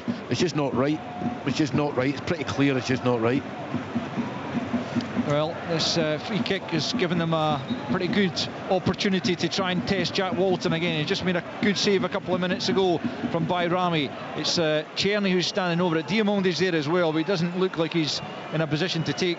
Are you happy with Czerny? Al, you chose who was hitting it a few minutes ago. I think that the left foot is probably what's won it for him. He strikes that. Oh, that's a sore one for Lucas Stevenson, I think it was. Or was it? Yeah, it's Lucas Stevenson who's taken that square in the forehead, I think. And it's brave defending, albeit I don't know how much he knew about it in that Dundee United wall. He certainly did his job in there to keep the Czerny effort out, which might well have been going on target. But 31 in, it's still Rangers nil, Dundee United nil, and Stevenson's going to need a moment, I think. Well, it's certainly not a day to take one in the boat race. I mean, really, I think that's right in his nose. So, I mean, I expected the Rangers supporters or Rangers players to claim for handball, but it clearly hit him right in the face. You would have ducked there, Collie, wouldn't you? I wouldn't have been in the wall. That's brave. There's a break in play here, but there's also been a goal in Dingwall. It's here, is it for Ross County or Motherwell? Ailey Davis can tell us. Yeah, Ross County have doubled the scoreline. They are way ahead now, 2-0 here in Dingwall. It's Josh Nesbitt with a lovely strike from outside the box, and Motherwell, I can tell you, are just looking a bit shell-shocked, suddenly going 2-0 down in the Highlands. It's Ross County 2, Motherwell 0. Thanks, Ailey. The drop ball was given there to Jack Walton. I think that's what attracted the ire of the Rangers fans that you might have picked up on here at Ibrox. So 32 played, no goals, and the Rangers fans still not happy with that decision, but they're probably a bit less happy than the fact that their side once again failing to inspire here at home, as Strain has it for Dundee United. Stevenson's recovered and he plays it back the way to Gallagher, who goes back to his goalkeeper, all in yellow, clears it first time over the halfway line, looking for Dalby. It's actually flicked on by Fotheringham, who was just in front of him, but Proper will mop up and play it square for Suter. I mean, it's not as if Rangers are playing badly, Ian, but they just seem to lack a bit of inspiration. Yeah, I mean, I don't think they are playing badly. I don't think they're getting side to side quick enough to move a back four around, but it's not, for me, it's not particularly exciting. Yeah. I don't think there's enough players get at people. I don't think the centre forward does enough. You're Sterling though at the byline, that's blocked and out for a corner. That was a terrific diagonal ball played by Proper out to Cherny, who played it on. First time for Sterling, who was bombing forwards, and it will be corner kick. Let's quickly hear from Rory Loy, who's got a goal update for us. Yeah, Mackenzie Kirk's just scored for St Johnstone. It was a wonderful ball into the box by Andre Raymond, the left back, and Mackenzie Kirk glanced it into the far corner beyond the reach of Robbie McCrory to make it 1-0 to the home side. So goals in all three Premiership games beyond this one, as the corner comes in towards the back post, and it's going to be another corner on the left hand side now. Dundee United's head getting first to it, and there'll be a Rangers corner on the left flank. I think this is when you need to up the pressure, keep them hemmed in, keep the ball in the attacking third of the field where it's hardest to keep the ball. That's how you keep the pressure on. 34th play, you listen to Sportsline on BBC Radio Scotland as Václav Cherny curls it outwards this time. Proper gets something on it, comes out to Barron, right hand side of the penalty area.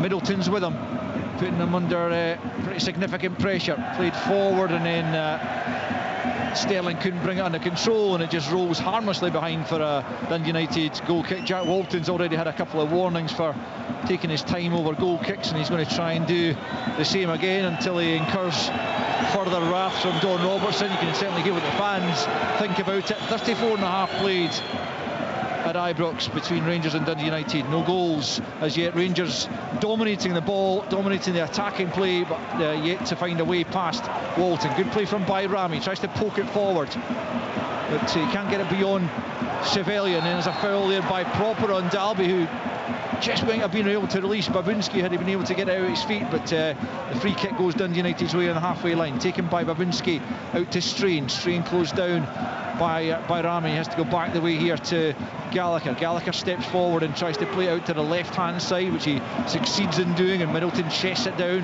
and comes forward, and now it's out with Ferry left hand side, but 25 yards or so from the byline. Comes back the way to Chevalier. Chevalier now with time to measure across. Dalby's completely unmarked, and United have the lead. He had the absolute freedom of the penalty area as Sam Dalby nods Dundee United with their first effort and goal beyond Jack Butland. Rangers 0, Dundee United 1.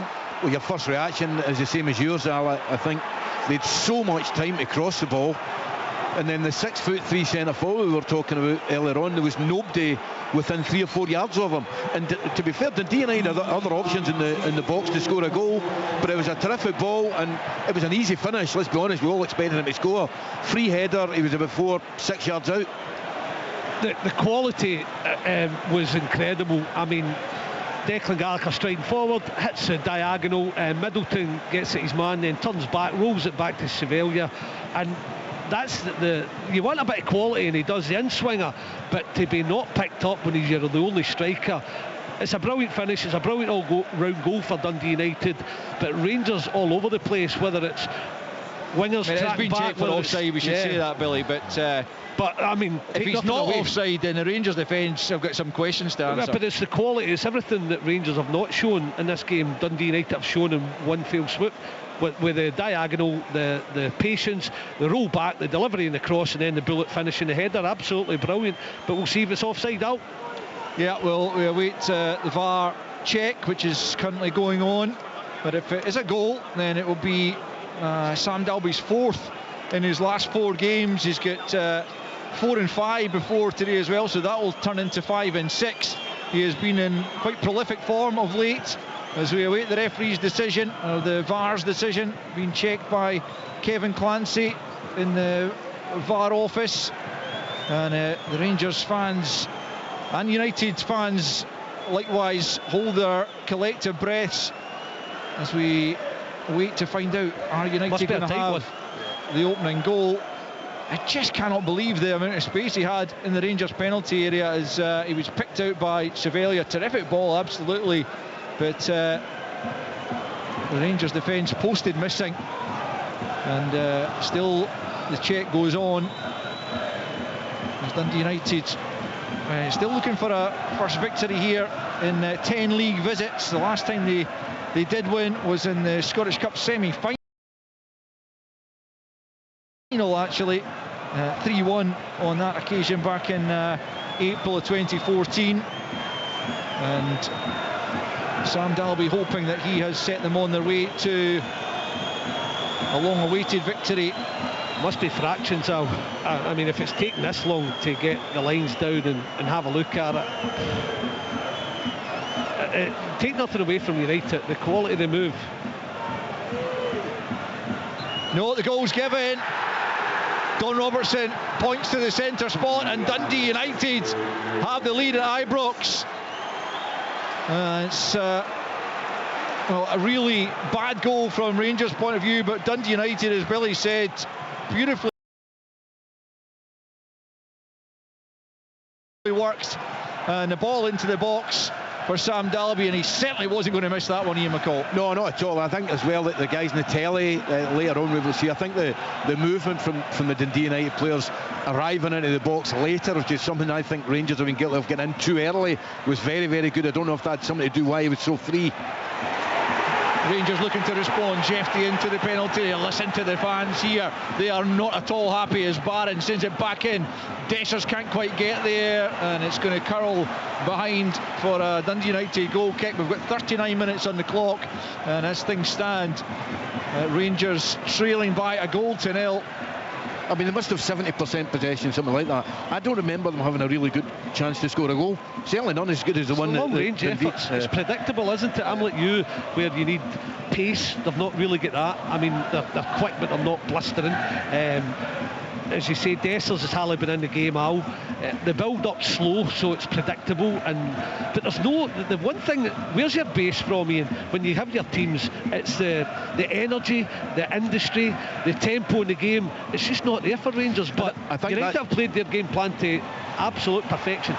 Yeah, I don't think that means the Rangers players only trying, but I do think it looks like that just the balance in the midfield for me is so wrong. I mean, the Dundee United captain is way more able to play in that type of position than the two Rangers lads. Here's Jeffty powering forward up towards the edge of the penalty area.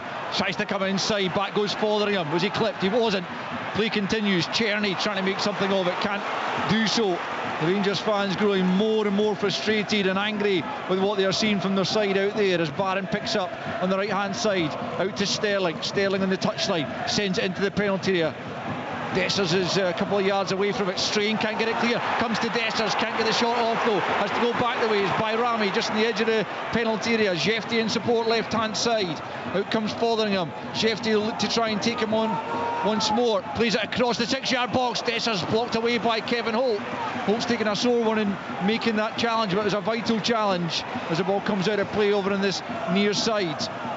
Throwing quickly taken by Proper into Barron. Rangers will be desperate to get back in level terms before the interval, otherwise it's going to be an absolute cacophony of boos as they head in at half time. 4 minutes until the interval as things stand. Rangers 0, Dundee United 1. The goal from Sam Dalby on 36 minutes, heading past Jack Butland completely unmarked inside the penalty area. Here's Sterling right hand side. Czerny offers himself just in field. Now it's Raskan, midway inside the United half. Back it goes to Proper. Out to the left-hand side to the Brazilian Jeffty. Jeffty infield to Bayrami. Jeffty once more, about 20 yards from the byline. Diamondi looking for a pass here at the edge of the penalty. It's still Jeffty. Again, he's got the better of following him, but checks back the way. Now it's Diamondi, left-hand side of the penalty area. Looking for options. Goes back to Jeffty. Now Diamondi once more on the angle. Finds room for the cross. Finds the back post ball. Great touch there from Jack Walton. Needed to get something on that, and he just clawed it away before Dessers was lurking at the back post. And United survive. It's 42 on the clock as the ball's cleared out for a Rangers throw on the halfway line. And it's Rangers 0, Dundee United 1. I mean, I think it's a bizarre thing to say that Rangers' most potent attacking weapon looks like Jeffty, the left back. Yep. he's the only one that's given them natural width. You being an ex-winger, you weren't the quickest. One thing you could do is get the head up and put in decent crosses, and there's nothing like that here. Diamondi has just played the most awful pass looking for Jefte, and the crowd are letting him know what they think of that. It's out for a Dundee United goal kick, and you can sense that the Rangers players, obviously the fans are upset with what they're seeing, and the Rangers players are kind of going into themselves. Yeah, I mean, it's the character of whether you can play here or not, and you've got two co-commentators here, one that didn't have that, one that did have that. So you do need these type of situations. You need the character. It's still showing take the ball, not kid on you're showing to take the ball, actually showing to take the ball. You can bring the crowd with you, though. I'm sure Ian agrees. But your starting mindset, you go into this game and you just show that energy. You're after the ball. You're doing things nice and quickly. As I say, out of possession, in possession, you've got to be showing that tempo, that quickness, and the crowd will go with you. But it was the same again today. They're chasing Aberdeen, they're chasing Celtic, and it was slow, it was predictable, it was a slow build-up, and you could feel the fans then growing that they're going to have a pop at the players, and then they get themselves into this position where they're 1-0 down, and can they handle it mentally now? Suter, a wonderful ball for Jefte, but his first touch just lets him down, allows Strain to knock it out of play for a throw-in down near the corner flag. Bayrami will leave this to Jefte, about 20 yards back from the corner flag on the left hand side. He goes back the way to Proper. United looking to try and take this 1-goal advantage in at half time. Suter gets it back to Proper on the halfway line, left hand side, tries to clip it over the left channel for Dessers. He's done well to make anything of that, but he can't wrap his boot around it to get it into the penalty area. Behind for a goal kick, a minute to play of the first 45, and it's Rangers 0, Dundee United 1. I mean, I don't want to be too harsh here, but I think that's the first time I've seen Dessers touch the ball. He's made a half decent. His first touch was decent, but then just shanked it. I mean, I don't know what it was. I think it was an attempt of a cross, but you need more from your Rangers number 9, and I'm sure I'm not the first person you've heard sitting here saying that, but I do feel, I do feel the balance of the Rangers midfield that Diamondi and Colin Barham are not suited. They're going too high, and I'm no tactical genius, but they're going too high too early. Rangers have a throw in just inside their own half. Philippe Clement trying to urge his side on from the edge of his technical area. Jim Goodwin's out in a similar position. He'll be a lot happier in terms of the two managers as Glenn Middleton appeared to handle it there, but nothing given by the referee, and United pick up, and it is Middleton out to the left hand side against his former side, feeding Ferry left hand side, finds it into Babunski. Good challenge from Proper on that occasion. Was he just tucked to the ground? Yes, he was. Don Robertson flags for the free kick. 4 minutes added on at the end of this first period, and we're into that now. There was a fair old period as VAR checked for the Dundee United goal. It was deemed onside, and that is why Rangers trail here at Ibrox against Dundee United as Proper plays it down the left hand side. Strain keeps an eye on that, gets his head to it and knocks it out of play, but it's a goal kick. I thought that came off the head of Ryan Strain. On to Jefte. There you go. So it will be a goal kick to Dundee United. 30 seconds of stoppage time played as Dundee United lead Rangers by a goal to nil. Remember, St Mirren leading Aberdeen 1-0 as well. Ross County 2, Motherwell 0, and St Johnstone 1, Kilmarnock 0. As Rangers try and come forward looking for an equaliser. Dessers giving chase, but Holt just sees that back to his goalkeeper. Yeah, that's not a run that Holt likes to do, running back to on his own goal, but the goalie should have come out earlier. Strain tries to feed it forward. Dalby might get on the end of this, he's done well. He's held up play. Now he finds Kai Fotheringham, blocked by John Suter as his shot comes back to Ferry. He slices it with the right foot. Dalby will keep it in. No, right hand side of the penalty area as United look for a second before the interval. That would really put the cat amongst the pigeons here at Ibrox, which is already an unhappy place for most of the spectators here. Bayrami emerges with possession, but he's well challenged there by Dalby. Now Stevenson gets it to Babunski, well challenged by Raskan, but it's all very scrappy in that midfield, and Sevelia picks up for Dundee United. Back comes Dessers with him, but the pass goes out to Middleton, left hand side, midway inside the Rangers half. Sevelia picked out that wonderful pass for Dalby's opening goal, gets it back the way, and now it's Declan Gallagher just inside his own half. Plays it forward, looking for Fotheringham with his back to goal. Marshalled there by Jefte, who just grapples with him and drags him to the ground. I mean, the most ridiculous challenge, you have to say, from a young defender. And it's given Dundee United a free kick and a chance perhaps to put the ball into the Rangers penalty area here. Also a chance to just run down the clock as we make our way to half-time, with Dundee United leading by a goal to nil. In terms of the Suter block, Al, that was in. We're right behind it, and that's going in right in the far corner. It was Fotheringham's effort, it was blocked by Suter. It was one of the few Rangers players to take any plaudits this season whatsoever. Babunski over this free kick. He'll just play it short out to the right hand side to Fotheringham. Fotheringham watched by Bayrami, plays it into Middleton. Middleton out to the right hand side now for Babunski. Barron's with him, and the referee is spotted something. I didn't see the assistant's flag there, so I don't think it was an offside, so can't begin to imagine what it was. But Rangers have taken the free kick quickly and looking for a leveller in the final minute of injury time here at the end of the first half. It's Czerny playing it square. Can Barron get there first? No. Fotheringham's there before him, but he can only get it back out to Czerny, right hand side, about 15 yards from the goal line. Goes on the outside, gets the ball into the box. Holt's there at the near post to clear. United knock it up towards Dalby, who's got the only goal of the game so far. Diamondi though has dispossessed him, but the free kick goes the way of Rangers. Actually, it's for a handball by Dalby, the referee's indicating. So one final chance perhaps here for Rangers to find an equaliser in the last 30 seconds of the opening period. It's a free kick, central area, midway inside the United half. It's Jim Goodwin's, yeah. Jim Goodwin's going to get a ticking off here at the very least from Don Roberts, but it's going to be a yellow card. Colin Stephen, the fourth official, indicating that there was something said to him, and it's a yellow card for the United manager, and he's still arguing the toss here with Colin Stephen, but his side have got a bit of defending to do here before half time as Czerny stands over the free kicks. Very central, difficult to find a good angle here, but it tosses it into the box. It's headed away as far as Barron. I think handballed it there, but play continues. Proper with the header. That's a Stonewall handball. Yeah, I think it's going to be chopped off. Proper with the header into the bottom corner, but now the referee gives the free kick belatedly for a handball by Conor Barron. The goal will not stand, and as half-time beckons, it's Rangers 0, Dundee United 1. Yeah, I mean, they can't go and have a go at the referee. I don't know why he didn't see him. Must have been, I don't know, but it certainly looked like a clear handball from where we are. I think the referee was thinking about it, left it because I think he knew that maybe VAR would sort out, but then I think it was an obvious one, and I think it will be ruled out. He's ruled out anyway, and then VAR are checking it. Yeah, well, he's asked the referee to just allow the attacking phase to progress and see what comes of it, and then so the on-field decision is no goal. VAR will have a look at it and decide, yes, if there was a handball, then it will be ruled out. Of course, the on-field decision will stand. Otherwise, Don Robertson will be asked to perhaps come over and look at it and judge for himself. This is the type of thing we could get better at, though. That's just a handball. Give the free kick, play the free kick, and go on with the game. Well, especially when it's obvious. It looked obvious to the three of us here, and probably pretty much. Yeah, decision is no goal. Conor Barron did handball it. We saw it, and the referee saw it, and to be fair, he gave the decision after the ball ended up in the back of the net off the head of Robin Proper. And so we've now played 5.5 minutes at the end of the first period, and there goes the half-time whistle.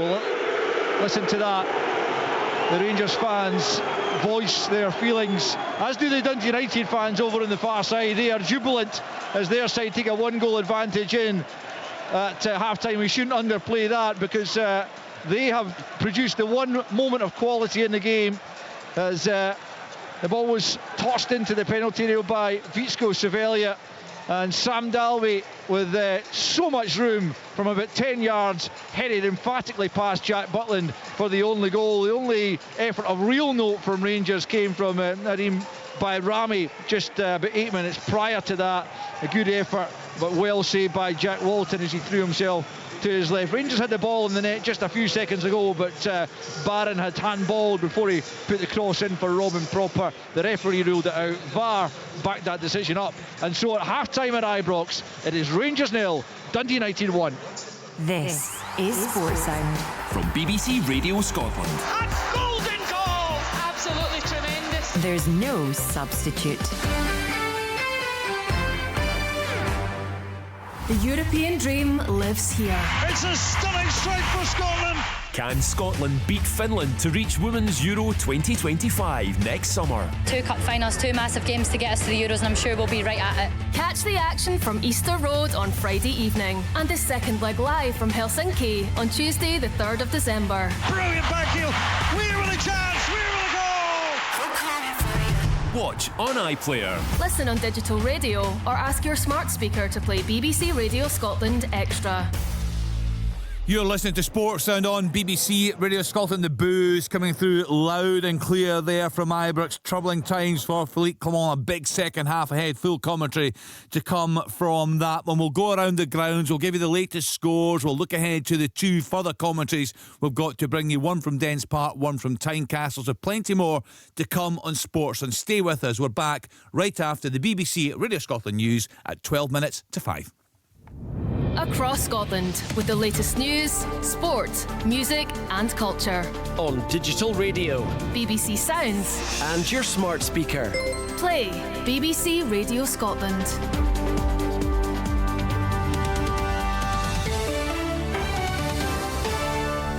Headlines. I'm Amanda Mazzillo. Strong winds, heavy rain and snow have been causing disruption across Scotland today. Road, rail and ferry networks were all impacted as Storm Bert hit the country. Across the UK, thousands of homes are still without power as a result of the conditions.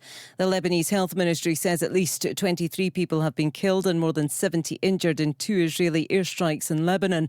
15 are now known to have died in a strike on central Beirut that demolished an 8-storey building. Negotiations at the COP29 climate summit are on the verge of collapse, with developing countries walking out of a meeting with the hosts, Azerbaijan. They say the cash offered by richer nations to help them tackle global warming is much too low. 7 more people have been arrested in connection with bonfire night unrest in Glasgow. The 2 men, a woman and 4 male youths have been charged following disorder in the Pollock-Shields area.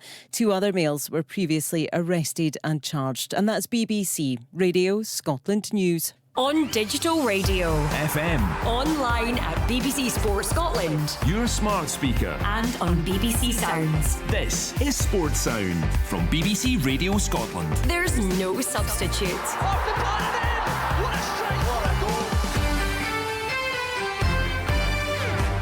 You're listening to Sports Sound on BBC Radio Scotland. The weather has wreaked havoc across the Scottish football card, but the games that have survived have delivered plenty of drama. All the detail to come on Sports. And a reminder, there's a commentary option right now of the game from the Smyster Stadium. St Mirren against Aberdeen. Chick Young is there for us. What's the latest, Chick? Well, I played snakes and ladders up and down Scotland this afternoon trying to find a game. I ended up in Paisley, and I thank the good Lord for that, because this has been a magnificent first half. St Mirren ahead by 1-0. They were all over Aberdeen, particularly in the first quarter an hour or so. It took them till 20 minutes to score. They'd played some fine football. They'd created some great opportunities, but it was a route 1 goal. The ball was played back to Ellery Balcombe in the Saints goal, and he launched it. The one was right up the park, about maybe 30 yards. It bounced onto it was Olasanya. He got his body ahead of 2 Aberdeen defenders, drew the goalkeeper Mitov, and simply toe-poked it beyond him to put Saints ahead. It was nothing less than deserved. They've outclassed this Aberdeen team, which has been on fire, of course, all season. There was more drama to come. John Beaton watched a tackle come in from Alex Gogic. He immediately flashed a red card. It was, incidentally, on Morris, and Shaden Morris, who's been sensational down the right for Aberdeen, actually. Gogic was the referee judged it was a launch of a tackle, gave him a red card, but he was drawn across by Matthew McDermott on VAR, asked to look at it again, and he downgraded the red to yellow. Gogic remains in the park. St Mirren remain 1-0 ahead at half-time. Remember, this game kicked off at 4 o'clock, Kenny. We had all sorts of issues. I have to say, a huge standing ovation to the volunteers who cleared the snow off the park here at the Smyster Stadium. They did a magnificent job, and their team has followed suit by doing a magnificent job in the first 45 minutes. But we know Jimmy Taylene, we know what he can produce with his team, and I think we're going to have a dramatic second half. Brilliant stuff, massive Aberdeen support. They've sold out the stand. and they want to see a response from their team this afternoon. Half time though, it is St Mirren 1, Aberdeen 0. Yes, Chick saying there that game is certainly delivering this afternoon. We heard from Stephen Craigan earlier. He was chatting with Stephen Robinson before the game. He said he really fancied his team today, and so far so good for the home side there. Rory Loy is alongside me in the studio watching the game at McDermott Park. St Johnstone are at home to Kilmarnock, Rory. So this one started around about 3:15, so very much into the closing stages. Yeah, very much so, and it's very tight. Kilmarnock trying their best to get back into it.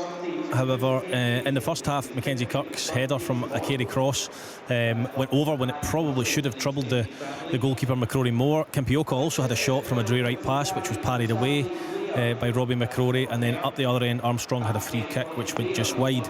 David Watson had to come off at half time. He was replaced by Fraser Murray due to injury, unfortunately for David Watson. Hope he's okay. On 53 minutes the deadlock was broken. Mackenzie Kirk with a great glancing header. He learned from the first half mistake with the header and glanced at Andre Raymond cross into the back of the net, and an outstretched Robbie McCrory could do nothing about it. Carey and Clark came off, Sidibe and Lewis Nielsen came on. Kilmarnock have responded by putting Gary Mackay-Steven on, as well as Bruce Anderson, to try and get the goal. Dre Wright went close from about 20 yards just about a minute ago, and Kilmarnock are now pushing to try and get the equaliser. So about 5-10 minutes to go, and it is 1-0 to St Johnstone. Good stuff, thanks to Rory Loy. Could be a big day for Sima Valakari there in the game at McDermott Park. Let's get to the game in Dingwall. Ross County at home to Motherwell again. Around about a 3:15 start there. Ailey Davis, what's happening?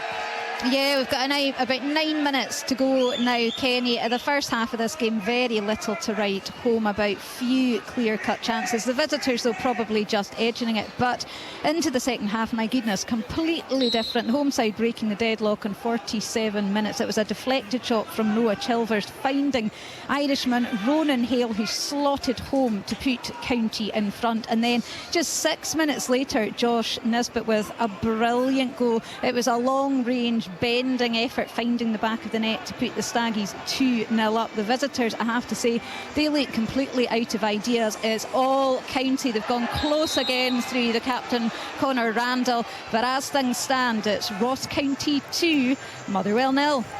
Thank you to Ailey Davis. So in the top flight, Ross County 2, Motherwell 0, St Johnstone 1, Kilmarnock 0, Rangers 0, Dundee United 1. We heard the boo. St Mirren 1, Aberdeen 0. Stay tuned for full commentary from Dens Park. 5:45 start. Dundee at home to Hibs, and that's followed by another commentary match, our fourth of the day, Hearts against Celtic. That one kicks off at 7:45. One game survived in the Championship this afternoon. Again, this one kicked off late. A 3:45 start. Ayr United at home to Dunfermline at Somerset Park. For us, Gully Singh.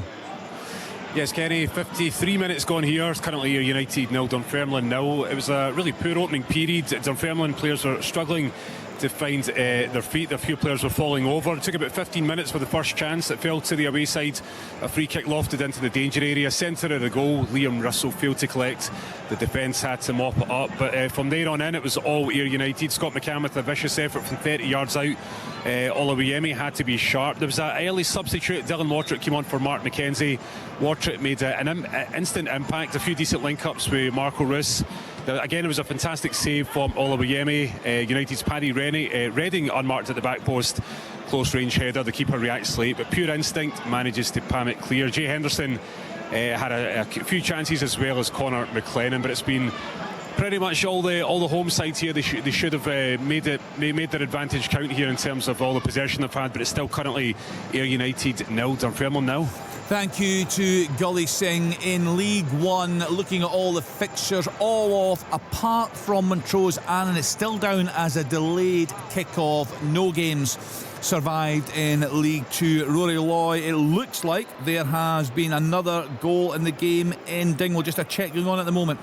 Yeah, there's a check. It was a Lennon Miller free kick. It was whipped into the front post. It was glanced into the net. I'm still trying to work out who it was who got that touch. I think it was Zach Robinson. The camera's certainly on him just now, with a good glancing header into the back of the net. He's grabbed the ball out the goal, run back to the halfway line. He's made it 2-1. However, we do await a decision to see whether it'll count or not. It looks very tight, I have to say, so it might take a couple of minutes longer just to get a definitive answer on this one. Yeah, a picture of a nervy looking Stuart Kettlewell on the touchline there while we wait on that. The lunchtime kick-off in England, finished Leicester City 1, Chelsea 2. It's finished Arsenal 3, Nottingham Forest 0. Still playing Aston Villa 2, Crystal Palace 2, Bournemouth 1, Brighton 2. Brighton down to 10 men, still playing there. It's finished Everton 0, Brentford 0. Still playing Fulham 1, Wolves 4. What a game at 5:30. Manchester City at home to Tottenham Hotspur. Let's then discuss more. One of our commentary matches this afternoon, the game at Ibrox sees Dundee United ahead. Billy Dodds and Ian McCall are there for us. Rory, we had a good chat with this one before the programme, and you felt that the man that got the goal, Sam Dalby, could present all sorts of problems, particularly to Robin Proper in the centre of that Rangers defence. Yeah, well, he's big and he's strong. He takes the ball in well. That's what he's good at. Now, to be honest, I thought he would give Proper a hard time, but if you're not going to bother marking him, then he's going to score a goal. Yeah. And that is pretty much what happened. Dundee United, to be fair, Jim Goodwin looks to have got it spot on. I've not been able to watch the intricate details of it because I'm across 3 or 4 games, but I'm sure the guys will fill us in. But Dundee United looked like they've given up a bit of possession at times, but taking the chance when it's came along. He's a big threat, Dalby. Like I said, he's a good focal point for guys like Middleton to get around, Stevenson when he gets up the pitch as well. So all going to plan for Jim Goodwin so far. Yeah, Ian McCall, despite the weather issues today, it looks like a fairly healthy Dundee United support that have made the journey down to Glasgow. They'll be delighted as things stand right now. What have been the key parts of that United performance in the first half? Well, I think the distances between the back four, it seems to me it's almost like a 4-4-1-1. Babunski is well equipped to play that, almost like a second striker role. I think they've moved the ball when they've got it really well, but when they've mocked Rangers up, who, to be honest, haven't been threatening, in my opinion, at all, they've managed to hit them with a bit of pace. But the goal was a real comedy of errors. But hopefully the guys will see there was a couple of the runs from Dundee United players into the box late, which I thought was which is a thing that Rangers just haven't been doing. But Dalby was in the middle. He was literally, you guys have seen it, 5 yards space, great ball in, a real bit of pace on it. But he didn't even have to jump. He could just nod it into the corner of the net. Dundee United have been impressive and defensively. There's 2 centre backs who don't want people running down the side of them. Have had nobody running down the side of them. Kevin Holt and Big Gallagher. But Dundee United have been impressive. Rangers have just been a bit ponderous, a little bit slow, and I've said it on commentary that the midfield 3, the balance is just, you don't need to be a genius, the balance is just not right. Yeah, the guys have been saying that many times this season. Ian, just before we get Billy Dodd's thoughts on this, Rory, you're keeping an eye on the game at McDermott Park. There's been a late development. Yeah, there has. Liam Donnelly's been sent off for Kilmarnock. A red card for Kilmarnock is not a shock to anyone, I don't think, this season. It's quite incredible how many they've had. I was trying to look up there exactly how many it was. But yes, Liam Donnelly, about 6 or 7, I think. Yeah, he's walked for a second yellow. Quite rightly so. He was late, so he's walked, he's off, and he's made it even harder for his team as we still await a decision in the game in Dingwall. Oh, goal given finally. Right, Hayley, we've been watching the pictures. It seemed I wondered if the pictures were frozen. It was taking that long, but we have a decision. We do. Motherwell have got the goal. So, yeah, it was from that free kick from Lennon Miller and finding the head of Zach Robinson. So they have got one back, but there's only about 3 minutes to go here at Dingwall in normal time. So Ross County 2, Motherwell 1. Thanks to Ailey Davis. I know the game was delayed because they did have an issue with VAR, so perhaps just a problem there, just getting things sorted. But the decision has been made and late in the game, but Motherwell certainly back in it there. A real fight in the hands for Derek McInnes's side at McDermott Park, and a big fight ahead for Philippe Clement in the second period. Billy Dodds, it's not been great viewing for Rangers fans. No, it's not. It's been the same. Dundee United have been excellent before we start. I mean, incredible, just their game plan defensively, and when they go in the counter-attack, showing that quality. Rangers, do you know what, Kenny, we can get into the detail of it. There's so much trouble. The midfield Ian's touched on, no natural width, no real pace up front. Defensively poor as well at times. The build-up's too slow. But the one thing that you can sell to the fans straight away is we're right up for it today. We're going to play with a tempo and a pace off the ball and on the ball. But it's just not happened. They've been slow, predictable. You've been here as well and you've seen it. Yep. We knew what was going to happen. Now the subs are coming on. They're going to make a few to try and change it. But it's going to take a real top second half performance to change the narrative of this game and get the fans back on side. Yeah, big 45 minutes ahead there for both sides. I can also see the teams coming back out of the Smicer. So again, a reminder, there's an option of commentary from that one. Aberdeen behind away at St Mirren. Lasagna with a goal there. Chick telling us a fantastic first half there. So full second half commentary to come from there. We'll round up the other games for you. A reminder, 5:45 commentary of Dundee at home to Hibs. 7:45 Hearts against Celtic. Well, let's get back to the second half at Ibrox. What a big 45 minutes for the Rangers manager Philippe Clement. Let's go back to Ian McCall, Billy Dodds and Alistair Lamont. Thanks again, Kenny. Rangers with a couple of changes at half-time then. Let's see if that has any bearing on the outcome. Yanis Hadji and Danilo, the players to come on, and Diamonde and Dessers have departed the scene. Neither of them had any great impact on the opening 45. So Philippe Clement bringing the changes at the start of the second period, and Rangers get us back underway as Danilo knocks it back to Raskan. Rangers going from left to right as we look at it from our position in the commentary gantry in the main stand. Ian, those changes, any surprise to you at all? No, absolutely not. Certainly at centre forward there had to be a change there, and I think Hadji, he had a long time out. Obviously he's not had many minutes, but he is better equipped, I think, to play that type of position, almost as a I hate using these numbers, but as a 10, as Diamonde was. Yeah, Rangers have got themselves an early corner on the right hand side by Rami, right footed out swinger met by the defender at the near post. Cherny makes a mess of whatever he was intending, but it falls kindly for Barron, who gets it back out to Bayrami. Right hand side up against Strain, who's come across to this left hand side to close him down. And now it's back with Raskan to Jefty, and now Hadji gets his first touch of the ball. About 10 yards inside United half, plays square to Barron. Rangers got plenty of bodies still forward if we can get it into the penalty area here. It's Cherny right hand side, back into Barron. A bit of space here now. What can he find as Barron sends it to the back post? It's a difficult one to get back on target, and it was Suter coming in at the back post who hit the side netting. It was very, very tight angle, almost impossible to score from. A difficult ball for him to really deal with. And 90 seconds into this second period, it's still Rangers 0, Dundee United 1.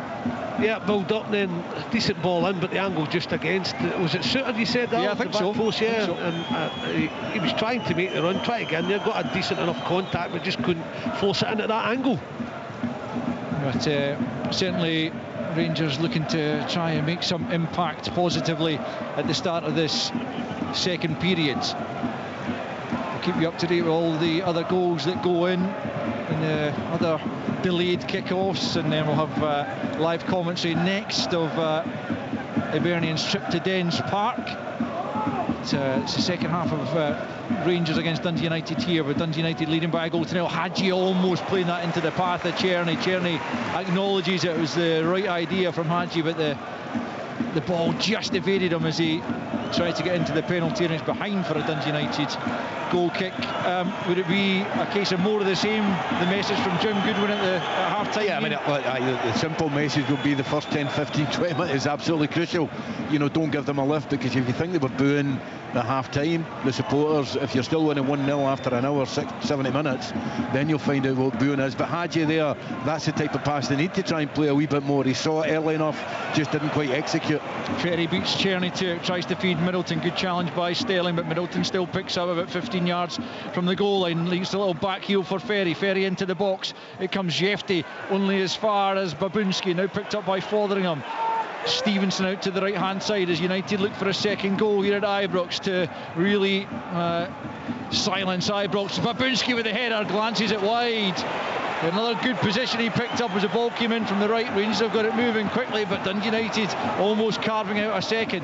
Cherny trying a difficult ball out to the left hand side. It's not going to come off. Gallagher's going to get there well ahead of Danilo and Hadji and plays it away, but he's given it away, and it's Bayrami picking up. In from the left he comes, looking to try and find room for the shot perhaps. Barron picks up out to the right for Cherny. Just seemed to be a lack of conviction about Rangers this afternoon, not for the first time this season. Cherny tries tries to play it back into Bayrami. Danilo eventually gets it to Raskin, and now out to the right for Sterling, and Czerny once more, right hand side, up against Middleton it is, backing off. Czerny turns him inside out, tries to get the ball across goal. Cross comes Ferry to help out his teammate, knocks it behind for a corner. Rangers 0, Dundee United 1. I think that's where the pressure comes from. Bayrami, 25 yards. I think, you're expecting him to shoot. I was expecting him to shoot. He took the easy option. You're going to have a strike at goal.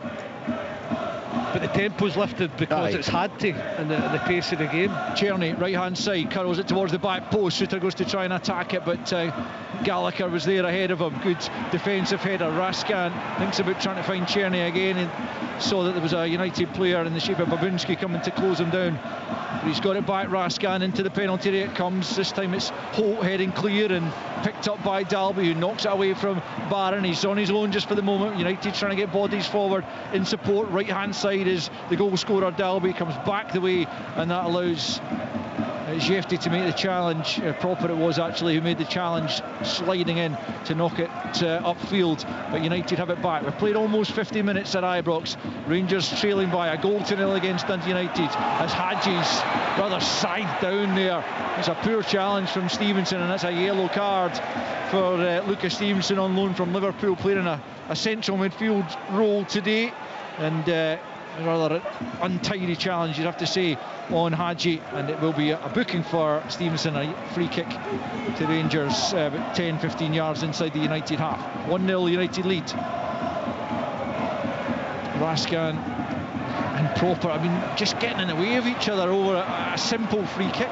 It's just incredible, some of the mix-ups that are going on in that Rangers team right now. No one taking charge really, as Czerny has it 25 yards from goal, finds Hadji. Barron now out to the left hand side for Jefty. McGrath's equalised for Aberdeen. It's Miser Stadium against St Mirren. 1-1 it stands there. 1-0 United lead here as Raskin plays it out to the left hand side. Now it's Hadji coming in off the left, just checks out and goes back to the left hand side for Jefty, into Bayrami, angle of the box on the left. Hadji makes a run away from him. It's back with Raskin, midway inside the United half. Lifted into the penalty area. A woeful attempt at a pass there from Raskin, right into the arms of the United keeper, Jack Walton. And 51 in, still Rangers 0, Dundee United 1. Even when he crossed it there, when Raskin crossed it, Rangers had 3 or 4 in the box, but they're all just in the box standing. There's nobody coming in late, coming in kind of 5 or 10 yard run. There's a bit of fear even in the movement, isn't there? Absolutely. That's exactly where they're at, but they've brought it on themselves by not applying themselves properly in the game. Yeah, they've played well at times, but you're going to when you have that much possession.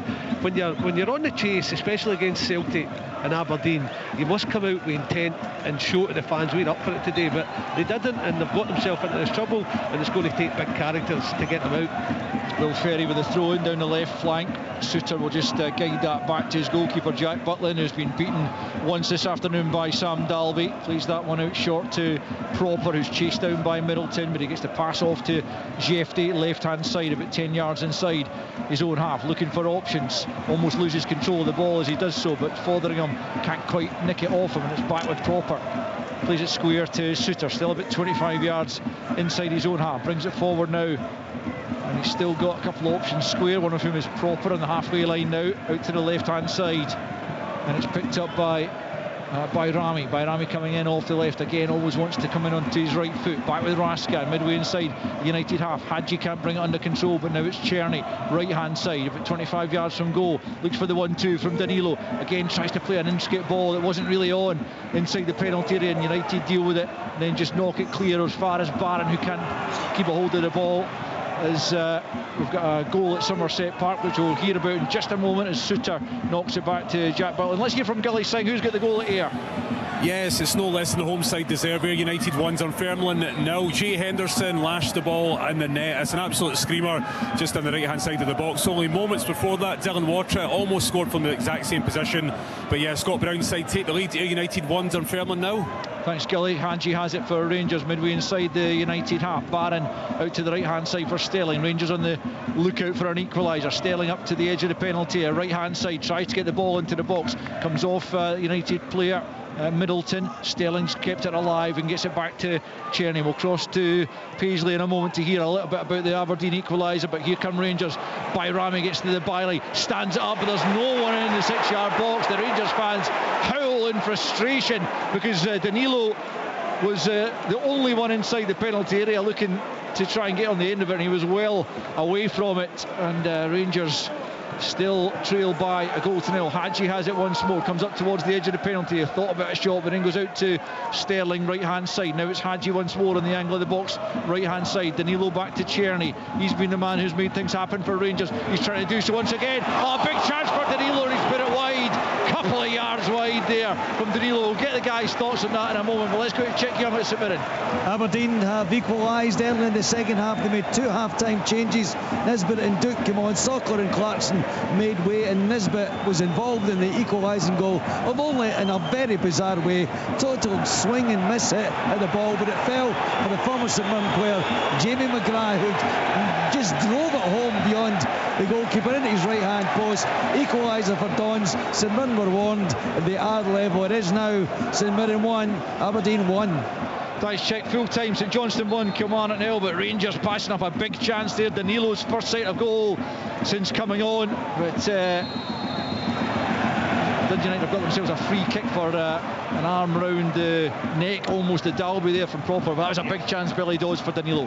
Huge. I mean, first time it was a real bit of intent from Cherny. Drives, brilliant pull back as well. You think Danilo's just going to stick it in the net, kind of comes off his heel and just splash wide to the right hand post. Brilliant chance. Terrific play by Conor Barron to set Cherny up. All the players on the ball, he just had to direct it, didn't manage it. Here's a free kick from United in towards the edge of the Rangers penalty. It's not a good one, however, from Babunski, and it's easily cleared by Sterling. Cross comes Strange, just safety first, heads the ball out of play. Cherny looking to take the quick throw in, which he does for Danilo. Danilo spins on the right hand side, tries to play out to the left hand side for Bayrami, who will collect eventually, has to check back the way though. Here is Bayrami then, about 30 yards from goal, out to the left hand side for Jefty. Jefty into the penalty area it comes. Gallagher clears. It was probably going to go all the way through to his goalkeeper there as full-time whistle goes in. Dingwall County have got the victory 2-1 against Motherwell. Excellent 3 points for the home side there as Cherny has it now. Rangers searching for an equaliser. United looking to keep them out. Rascan has it.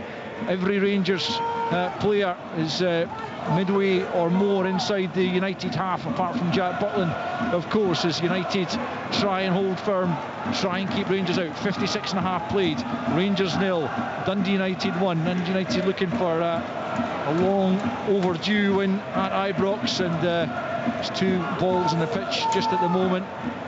Play allowed to continue as Suter has it midway inside the United half. Out to the right hand side he goes for Sterling. Sterling back infield to Barron. Barron just outside the penalty area, tries to take on Chevalier. Right hand side, gets it into the box. It's over Danilo, away by Strain as far as Hadji doesn't get a hold of the ball. Danilo's managed to keep that in play, I think.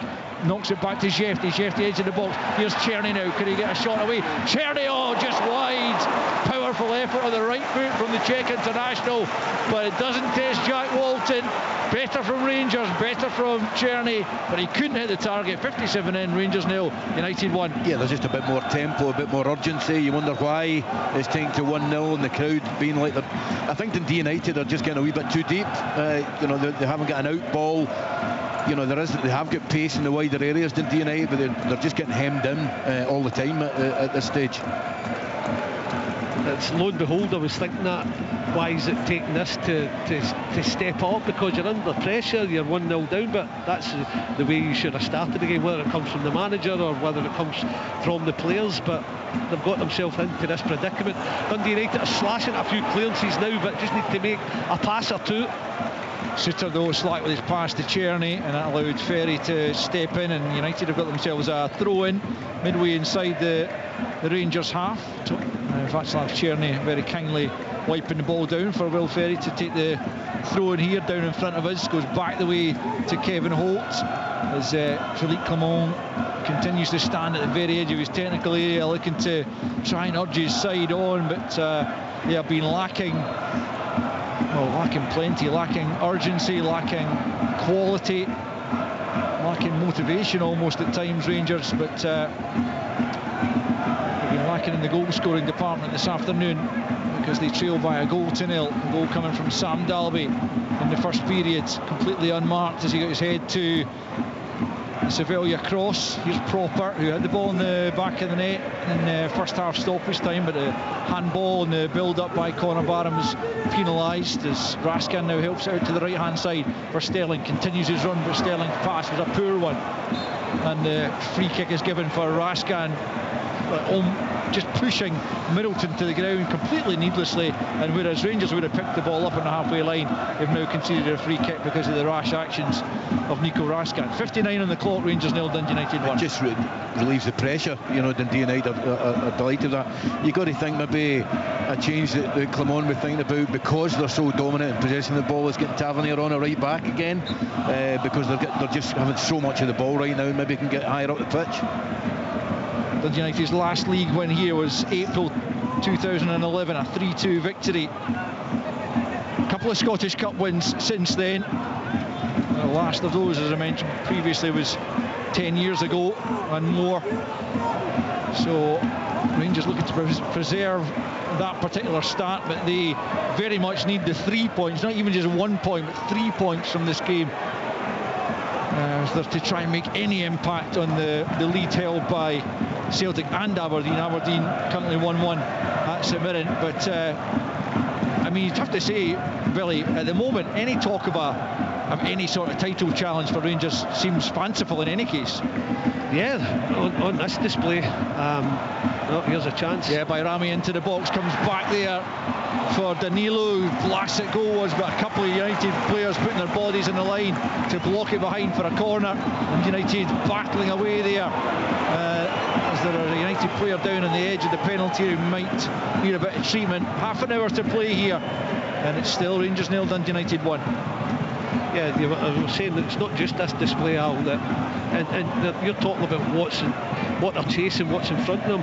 What about what's behind them? Dundee United are going to go, if it stays the same score, level in points. Absolutely right. In comes a corner from the left-hand side, straight into the gloves of Jack Walton as Van der Sande is about to come on for Dundee United. Their first change of the afternoon after just over the hour mark. No, you're absolutely spot on, Billy. United would draw level with Rangers on 22 points, albeit having played a game more, but nonetheless, for a team just coming up from the Championship, Ian, you'll know that that'd be quite the achievement for United were that to happen. Yeah, listen, I've been really good here. I do think they need to really start getting possession of the ball, and I don't mean dominating possession of the ball, I mean somebody taking on themselves to make 2 or 3 passes just to keep it even in a deeper area, because if they don't, all they're doing is inviting pressure, and you sense a Rangers goal coming. So you're right, Ian, it's the one thing that's different from United this half, where when they got the ball they made a couple of passes, even 10-yard ones that didn't mean anything, but this half they've just got rid of it and they're just inviting that pressure now.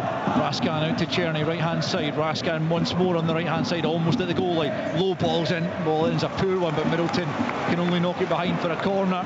Again, there's a lack of quality about the delivery there from Nico Raskin, but he has got his side a corner kick. The substitution's going to take place before the corner, and it's the captain Babunski who will make way for Van der Sande, who I think will just occupy that similar role just in behind Sam Dalby. Off comes Babunski, and Van der Sande still to find his first goal for his new side, but we'll have the opportunity here in the closing 28 minutes plus stoppage time to try and help them to a famous victory. Rangers will have the corner kick on the right hand side momentarily as Babunski makes way for Van der Sande, and on he comes to help his side defend this corner kick from the right. It'll be taken by Czerny. Van der Sande straight back into his own penalty area. Middleton, the only player upfield for United, as Czerny sends it in back post. Proper was the target, gets his head to it, but it's well off target, and it'll be a Dundee United goal kick. 63 bang on the clock. Rangers 0, Dundee United 1. He gets up well in the attacking areas, Popper. He's a couple, but he's got to get above that a wee bit. But it's very, very rarely you see a manager committing to a substitute before a corner kick with the player coming on. So he'd have been gutted if he'd lost a goal there, but he just couldn't get the header on target proper. already seems to me like a lot of Rangers supporters have left the ground. I'm fairly certain that Ibrox is not as full as it was at the start of the game right now. The Rangers fans, for the most part, over the course of this season, have been a little bit disenchanted by what they've seen from their side, and the same is true this afternoon. They have been uninspiring pretty much from the off, and Jefty's been forced back the way here, and he's eventually been fouled down near his own corner flag, but it's good play really from Fotheringham up until he made the foul. The Rangers have taken the free kick quickly. It's Raskan picking up just outside his own penalty area. The changes for Rangers haven't really made all that much of an impact. Hadji yet to really make an impression, and Danilo's one chance, he was knocked it wide from a good position. Here is Hadji on the halfway line, gets turned and plays it out to the left hand side for Jefty. Forward it goes for Bayrami, behind Hadji, but he still picks up the Romanian. Out it goes to the right hand side for Czerny. Looks probably the liveliest Rangers player, into Danilo, back for Barron, edge of the box. Hadji now tries to find Bayrami, but United get a foot in there to get it clear, and up Jack Butland comes well out of his area and just plays it short to Proper. 64 and a half played. United leading by a goal to nil. You listen to Sports Sound on BBC Radio Scotland. We'll have Dundee Hibs coming up after this one. Big afternoon, particularly you feel for David Gray, but this is big also in this game for Philippe Clement, who will come under increasing pressure if Rangers can't turn this around. It's Czerny finding Danilo, finds a return pass, big chance, goal! Rangers have a leveller. Wonderful link up between Václav Czerny and Danilo, and once again it's the Czech winger who comes up with the goods for Rangers. It's Rangers 1, Dundee United 1. Yeah, I think all sorts of credit to Czerny, but we did say Dundee United haven't really taken part in the game in the second half, and I think you've got to credit the changes. Maybe a very slight change of shape, but certainly the players just seem to be more aggressive. They're going about their business with more aggression, and the goal was coming, and it was a beautifully worked goal and a good finish. Brilliant from Czerny, it really was. He has been the one, just wants the ball, but it's that injection of pace as well. It's a give and go. I think it might have been Lucas Stevenson or Middleton. It switches off and he's in behind, but once he gets in behind he just plants it, and it's a brilliant goal from a Rangers point of view. Well taken, but poor defensively from Dundee United. Rangers making a change just as that substitution happens. Václav Czerny changing his jersey for some reason, but it's Ridvan Yilmaz coming on for Jefty, a straight swap at left back. So the return of the Turkish international after about 3 months out now. He went off against Dynamo Kiev at Hamden, and this is the first sight of him on the field since that. But Václav Czerny once again coming up with the goods. He really has been one of the few bright spots, and that is a 7th goal of the season. He had 3 goals and 3 assists in his last 5 prior to today, and it was a cool, composed finish after the 1-2 with Danilo, and one of the few moments of real quality from Rangers in this game. And now the crowds that remain will try and get behind their favourites and try and help them find 3 points, not just the 1 point, but at least it's something for Rangers to build on here as Yilmaz gets his first touch since coming on, out to the left hand side to Bayrami. 1-1 then, 67 played. Václav Czerny getting the equaliser, cancelling out Sam Dalby's opener in the first period. Here's Raskan, plays it square to Proper, just inside the United half. Back with Raskan, furthest player back for Rangers. Suter now. Back infield to Raskan. Rangers need to try and keep up that little bit of momentum they've had in this second period. Proper plays it into Danilo just outside the penalty area. Yilmaz made a good run. Danilo tried to pick him out, but it was cut out. Danilo's won it back though. Plays it inside for Raskan. It's looked livelier than Dessers, certainly. Danilo has got on the ball a bit more. Rangers gave it away, but then United have done likewise as Barron picks out Czerny. Now it's back with Hadji. Midway inside United half, out to the right hand side for Sterling. Back with Hadji on the angle of the box, right hand side, comes up to the box, plays it in. Czerny once more, can he find a wonderful feat from Czerny, just can't get the shot off. Good defending in the end from United to deny him the effort on goal. Now it's Yilmaz, left hand side, leaves it to Bayrami. Bayrami still on the left, comes infield. Barron now as Raskan square of him. Here's Hadji, midway inside the United half. Rangers much better in the second period. Barron, and that goal was a reward for that. Here's Sterling, right hand side, just outside the penalty. They come back to Czerny, who almost was able to get a shot away as Rangers look for a second goal. Hadji plays it straight at Glenn Middleton, who knocks it out of play. Middleton goes down looking for a free kick, which isn't forthcoming. Hadji takes the throw in into Bayrami, who knocks it back on the right hand side to Barron. Bayrami once more, this time back to Raska, midway inside the United half. It's backs to the wall at the moment for United. They're very, very deep. Just about everyone hanging about outside the penalty area as Hadji has it. Right hand side, low ball in, knocked away by Holt. United though can't keep a hold of the ball for any length of time as Proper picks up. He's going to go for goal from distance, and it's way over the top, way off target from Proper. Very, very ambitious. 69 on the clock. Rangers 1, United 1. Yeah, I don't know if Billy agrees, but I know Danilo's missed an absolute sitter, but to me he looks quicker. I don't want to keep heaping on to Desi. He looks like a quicker player, and he's got a real good, he seems to have a really good attitude to get about the pitch, and I think he's really helped Rangers. He's not been hugely involved in build-up play apart from the goal. He's missed a good chance, but he is getting about and he's showing enthusiasm. Sets the tone, everything's up a notch, whether it's coming from Danilo, just like even the one he chased when he gave it away. It's the difference, and then the passing's up a notch as well. Everything's quicker. It looks as if it's only a matter of time before Rangers score. But Dundee United, we having the two, and they're playing that 4-4-2 sitting deep. They having the two, they've got to try and find a pass to either Van der Sande or Dalby and try and just keep the ball a little bit. Everything is just getting booted clear now, which is what Jack Walton's just done up towards the halfway line. Van der Sande can't get anything on it. It comes back to Gallagher, plays it into Sevilla, out to the right hand side then for Strange. Strange just kept it in on the halfway line, back in field, but Rangers have pinched possession. Good ball from Raskan for Czerny. Czerny makes his way towards the edge of the penalty, slips it for Danilo. Out comes the keeper, good stop from the keeper, narrowed the angle, and Danilo just tried to lift it over him, but Walton was equal to it, and now Walton's gone down as a United defender down as well. Rangers will have to delay the restart. Philippe Clement's not happy, nor is Václav Czerny, who wanted to take the throw in, but there's 3 United players down inside the penalty area right now, including the goalkeeper, and you would imagine at least one of them is going to need attention here. You can understand. Sorry, what have you got? No, it was just when Walton went long there, and they lost possession of the ball.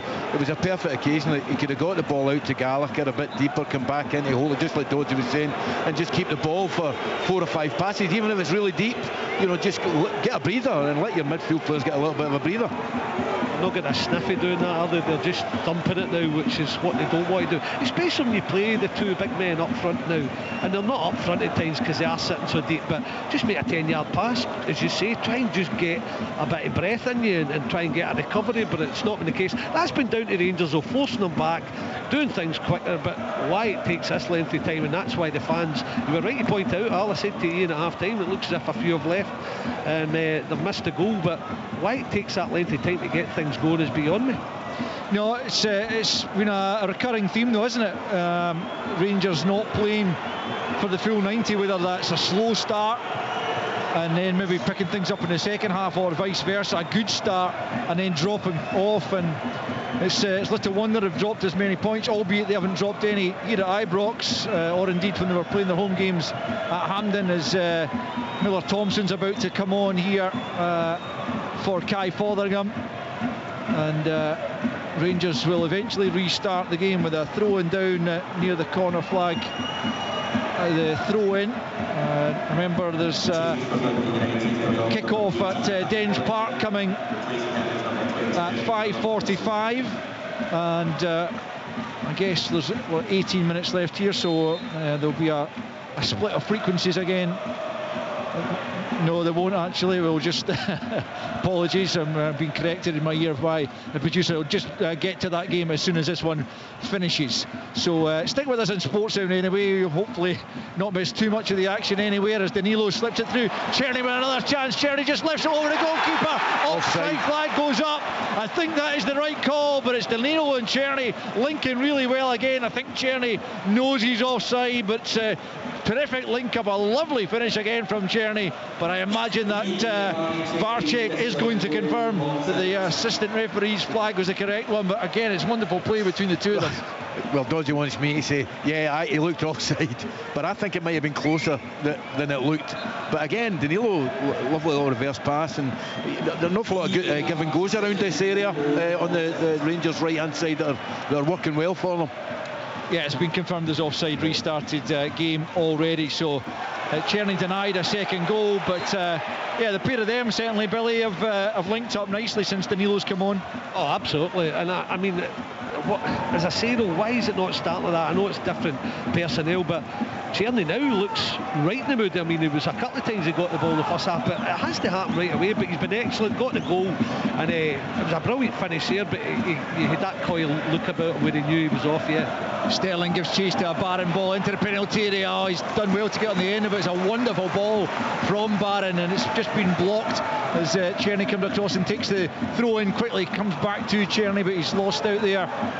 And this left hand side to Van der Sande, who's just run the ball out of play. Rangers in a real hurry now as they search for a winning goal. They've got 15 minutes plus stoppage time to find it. 1-1 it stands, with Dalby's first half goal cancelled out by Czerny in the second half. It's been a better second half display from Rangers. Couldn't have been much worse, to be fair. Here's Czerny at the edge of the box, plays it square to Hadji, quickly closed down, tries to get it out to the left to Yilmaz. Yilmaz under pressure from Strain here, proper. Picks up possession, left hand side, checks back the way and infield to Raskan back in the halfway line. Plays it forward to Barron, who's been better in this second half. Into the feet of Sterling and out to the right for Czerny. Czerny then up against Middleton, in towards the penalty area on the right hand side. Cuts it back onto the penalty spot. Danilo can't get the shot away, and it's hacked away by Sevilla. But Billy, you've said it a couple of times that they don't care where the ball goes, Dundee United, as long as they get out of the penalty area, but they are inviting pressure time after time. Sevilla had Miller Thompson just to his right hand side there, just stick him 10 yards and he can drive a little bit, whether you give it away or not, but at least you're taking the pressure off yourself. They're actually taking the pressure off themselves by Sevilla, I think, just staying down, trying to kill time. Say they're doing it in the right manner. Just to let you know that there will be a delay, in keeping with the day's proceedings. There will be a delay at Dens Park as well to kick off. I think the current aim is for that to kick off about 5 to 6. The fog is proving an issue there. I mean, there's been all sorts of reasons for delays today. That's the latest one. So all being well, that's actually going to work out quite well, you would imagine, in terms of us being able to bring you all of the action, because this game would probably finish around about then. There's a delay here. There's going to be considerable injury time at the end of this one. We've got 40 minutes plus stoppage time to play here at Ibrox. So Sevilla gets a bit of treatment from the United physio. Still 1-1, but you have to say, Ian, Rangers do look like the side, if anyone is going to get a winner, it will be them. Yeah, absolutely. I mean, I think when we talk about the first half, it would be remiss of us not to say Jim Goodwin's got his tactics spot on. I thought Dundee United did really well in possession and out of possession, but I think they need to make a change in the left-hand side of their defence just now. And then maybe Middleton needs to go off more, a more defensive-minded player, but they're getting ripped open down their left-hand side in front of us, like time and time again. Middleton's just switching off all the time. Absolutely. Just stem that gap. The boos you will probably hear in the background are for the length of time that Sevilla was taking to get off the pitch. Rangers keen to get back underway as quickly as possible, which they are now. Czerny with a misplaced pass though out to the left hand side, straight out of play, as Odada is getting ready to come on for Dundee United. So it'll be a throw into the visiting side.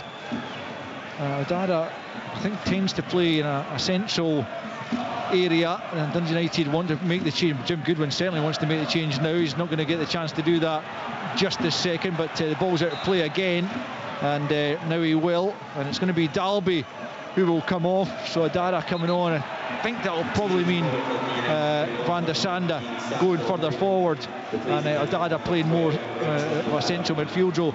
I think that's Igman who's about to come on for Rangers as well, as on comes Odada for the goal scorer, Sam Dalby. Certainly gave the Rangers defence, particularly in that first half, something to think about. Igman being thrown on for the final 12 minutes as Rangers search for a winner here at Ibrox. 1-1 it stands with 12 to play plus added on time, of which there will be 5 or 6 minutes, I would guess, at this stage. Who will Igman replace? The answer is Nadim Bayrami.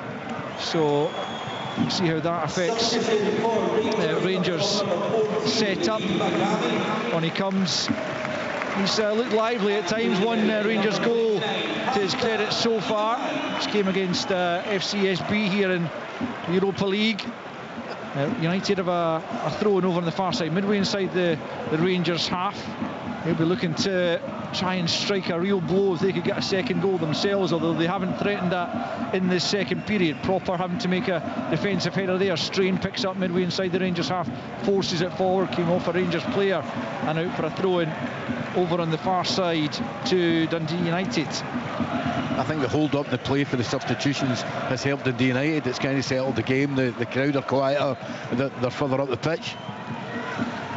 Yeah, all these little tactical tweaks that managers can use to try and benefit their side, delaying things to just break up the momentum for the Rangers have managed to build up in the second half. It's knocked long by Walton. Suter going back towards his own goal as well to head that back to his goalkeeper Jack Butland, who's been unworked really in this second period as Raskan picks up and comes over the halfway line out to Czerny. Early ball on to Sterling. Sterling up towards the edge of the box. Early ball in, comes off Holt and behind for a Rangers corner. Sterling looking to feed that in for Danilo. Rangers will have a corner right hand side. We've got just over 10 left of the 90. Middleton dropped Sterling again just when he fed that ball quickly, and then Sterling took off and Middleton just let him go. I think they've got to do something, Jim and Goodwin, this left hand side. Czerny right hand side, as Don Robertson's seen something he doesn't like though inside the 6-yard box. He wants a word with Danilo and one of the United players that I can't quite make out at the moment, whoever is marking Danilo, but it's going to be Czerny to take from the right hand side. Curls it into the edge of the 6-yard box, doesn't sit for one of his teammates though, and United able to knock it clear out on that far side. The throw in quickly taken by Igman. Ayr have won by a goal to nil against Dunfermline in the Championship, the only game that went ahead, as Igman gets it into the box. A poor attempted cross though, and Stevenson plays it high. No Rangers player going to challenge for it though. Van der Sande unchallenged, he goes and wins it. Suter gets it onto Barron. Barron's taking a sword, but Danilo gets the shot, comes off the back of Igman as United try and clear their lines. Hadji trying to keep it alive. Barron will go and win it. Can't find Czerny though. It's anywhere will do once again for United. Van der Sande almost getting a good touch on the ball as it's cleared up to him, but just runs away from him. Butland comes out of his box, gets it to Suter, and now Raskan takes over the mantle. 9 minutes to play as Igman has it left hand side. Rangers 1, Dundee United 1. You listen to Sports Sound on BBC Radio Scotland. Yilmaz loses out on the edge of the United box. United, can they try and hold on to possession? Not for any real length of time, but it has broken back to Strain, who's under pressure from Igman. Just needs to make sure he doesn't foul. He's knocked the ball out of play. It will be a United throw-in deep in their own territory, just about 10 yards or so away from the corner flag that they're defending on the right hand side.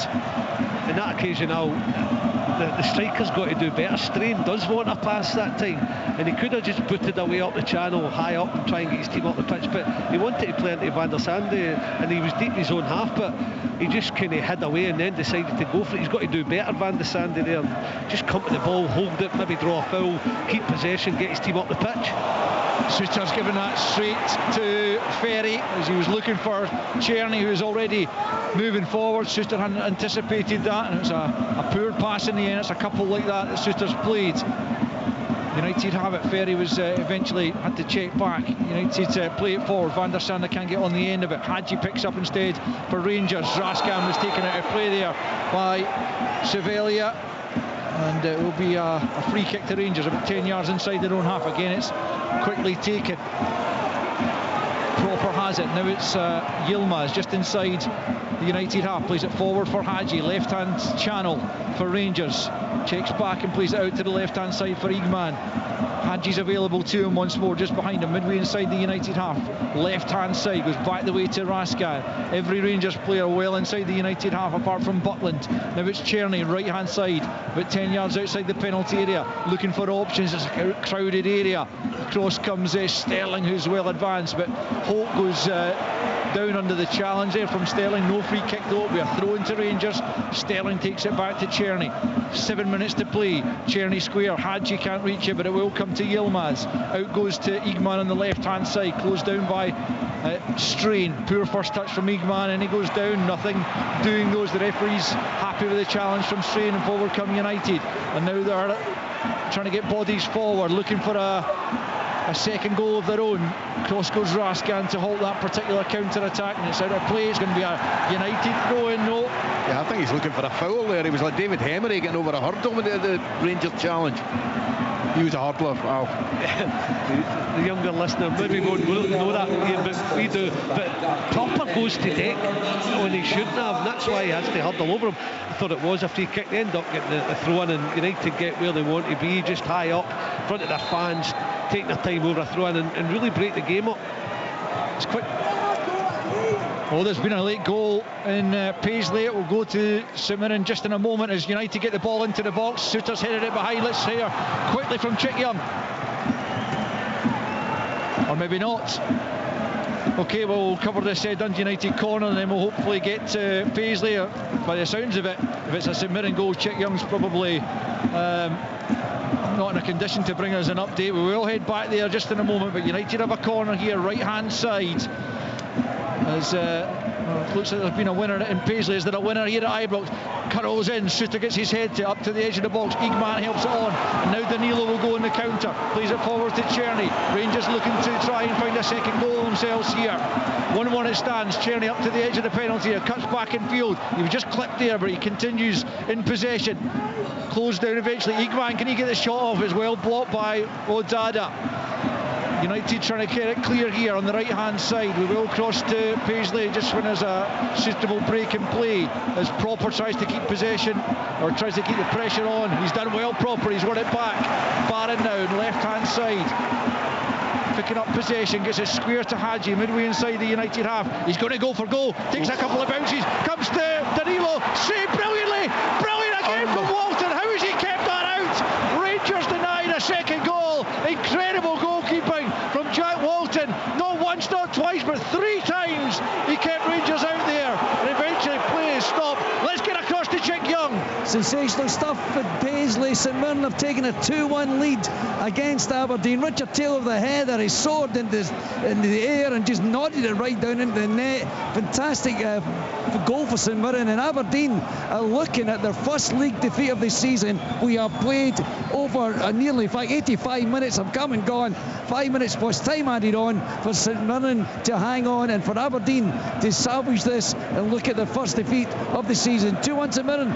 Well, incredible stuff in Paisley, incredible stuff here at Ibrox, because Hadji was denied from distance by Jack Walton, but how on earth he recovered to make not just one save on the rebound, but 2, just incredible. Yeah, I mean, I think there was a block there as well, and then Walton got a really strong hand to it. I mean, it looked like no penalty, no. Yeah, there was a very quick VAR check for a penalty there in the course of those rebounds being kept out, but astonishing goalkeeping, Billy. Oh, it was. I mean, Hadji's hit was astonishing as well on his wrong foot, his right foot, and he got good pace on it. Great save. Then the recovery was good. After that block Ian was talking about, to somehow claw it out from on the line. Here's Czerny, right hand side. I think Danilo certainly had one of those efforts in the rebound. Not sure he got the other, but Rangers trying to keep up the pressure on the United back line. It's high in the air inside the United penalty area, but United have it now. Souttar though trying to win possession back for Rangers. He can't do so. Van der Sande pokes it forward. Middleton will go and chase that, but Raskin's there ahead of him. We've got 3 minutes to play plus added on time. Rangers 1, Dundee United 1. Aberdeen heading for their first defeat of the season. Rangers heading for their first drop points at home. So they will actually, as things stand, gain a point in Aberdeen, but they will potentially fall further behind Celtic depending on the outcome of their game at Tynecastle later in the day. We'll get live coverage of that this evening. An incredible day in the Premiership as Hadji has it for Czerny. Czerny edge of the box, outside of the boot, a yard or two wide. It was always just curling away from goal as he caught it sweetly, but not on target from Václav Czerny. And with almost 88 played, it's still Rangers 1, Dundee United 1. I don't know what Bill thinks, but I think Hadji's made a real difference. You know, without doing anything flashy, he just knows he takes up different positions than the guys that were playing in those positions in the first half. I think he's just more suited to play them. Especially teams who sit deep. You can pick your personnel. You know that United are going to pitch in there, sit deep. You need somebody who's creative. Maybe away from home in Europe, as I said, a more expansive midfielder who can do both.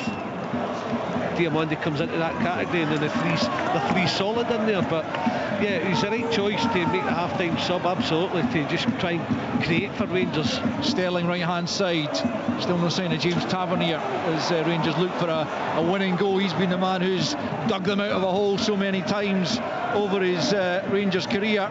It's still on the bench as Hadji picks up. He has certainly made a difference, and here he is at number 30, but that's wildly over the crossbar from Yanis Hadji. He's angry with himself. It's a poor effort from Hadji, and United will have a goal kick, and he certainly won't be rushing over this, albeit Jack Walton's already been booked. Won't want to risk a second yellow. A minute to play of normal time, and we await Colin Stephen, the fourth officials board. How much do you think? I'm thinking at least. I'm going for 8. Okay. Just because Philippe Clement has constantly been in Colin Stephen, the fourth official's ear, non-stop. And is it Colin Stephen? Yeah. You'll no give even a minute then. Yeah. I'm with you. You're speaking from bitter experience there. Yep. Fair enough. Short and sharp, simple. Rangers have it through Jack Butland inside the final minute of the 90. Now it's Proper plays a short ball forward for Raskin. Rangers looking to complete the recovery at Ibrox, having been a goal down for large parts of this game, finding the equaliser through Czerny. Now looking for a winner. It's back with Hadji infield to Barron midway inside the United half. Czerny just helps it into the box. Hadji tries to climb for it. It's cool defending by Ryan Strain, just heading it back to his goalkeeper from 12 yards away. Oh well, Billy's obviously got Colin Stevens here. 8 minutes added on here, and we are into that right now. Philippe Clement saying I wanted 10, but he's got 8. Rangers have 8 minutes to try and find a winner. And United, well, with the greatest of respect, you would have to say United with 8 minutes to hang on. I mean, clearly they can also find a winner in that period, but it hasn't looked that was been their intention really in this second period. It's about trying to get something from the game. Can they do so? It's a poor ball forward on that occasion, I think, from Igman. It's straight out of play, and it's a goal kick to Dundee United with 30 seconds of added on time complete. Still Rangers 1, Dundee United 1. Yeah, showing his inexperience here. Igman just got to, and Hadji just before that, getting desperate because they've put themselves in that situation. Although there's 8 minutes injury time, Philippe Clement try to get that message across. They've got to show some sort of patience, but they end up rushing because they've not handled the game properly today. Gallagher back to his goalkeeper Walton, first time clearance, gets a decent connection on it, and Rangers will try and pick up possession through Yilmaz back to Raskin, left hand side, out to Hadji hugging the touchline just for the moment, midway inside the United half, plays it back the way. It's a tough ball for Barron to take, couldn't do so, but Sterling will go and pick up just inside the United half, right hand side. Tries to switch play once more. It's an ambitious ball looking for Igman, who manages to get it down to Yilmaz just outside the box. Hadji available again, left hand side, back with Yilmaz again, feeds it into the penalty area. Suter's up there, he can't get on the end of it, and it's behind for a United goal kick. There's just an air of desperation about Rangers attacks now. There is now. I mean, you're crossing the ball from a really poor area there. He's nowhere near the dead ball line, and all the little give and goes that we saw right in front of us have kind of stopped. They're not trying to build it up, they're just getting a little bit desperate. 2 minutes of the 8 have been added on, have been played. Jim Goodwin out alongside Philippe Clement, the respective edges of their technical areas. Philippe Clement does not want to see his side fall further behind the league leaders, but that could potentially happen over the course of the next few hours. Celtic travelling to Tynecastle, where their last domestic defeat occurred, but haven't really been in the kind of form you'd expect that to happen again. Here's Igman feeding it forward for Yilmaz, almost at the byline, tries to force it across goal, but Strain gets something on it, and it takes it into the arms of a grateful Jack Walton, and high fives going on between Strain and one of his teammates there as United keep Rangers out as they search for a winner. 92.5 on the clock as Jack Walton has it. Rangers 1, Dundee United 1. It's been a dramatic day here on Sports Sound on BBC Radio Scotland, and further drama no doubt to come with a couple of games yet to play as Proper picks up on the halfway line and just leaves it to Yilmaz. Left hand side it's Igman, back to Yilmaz once more.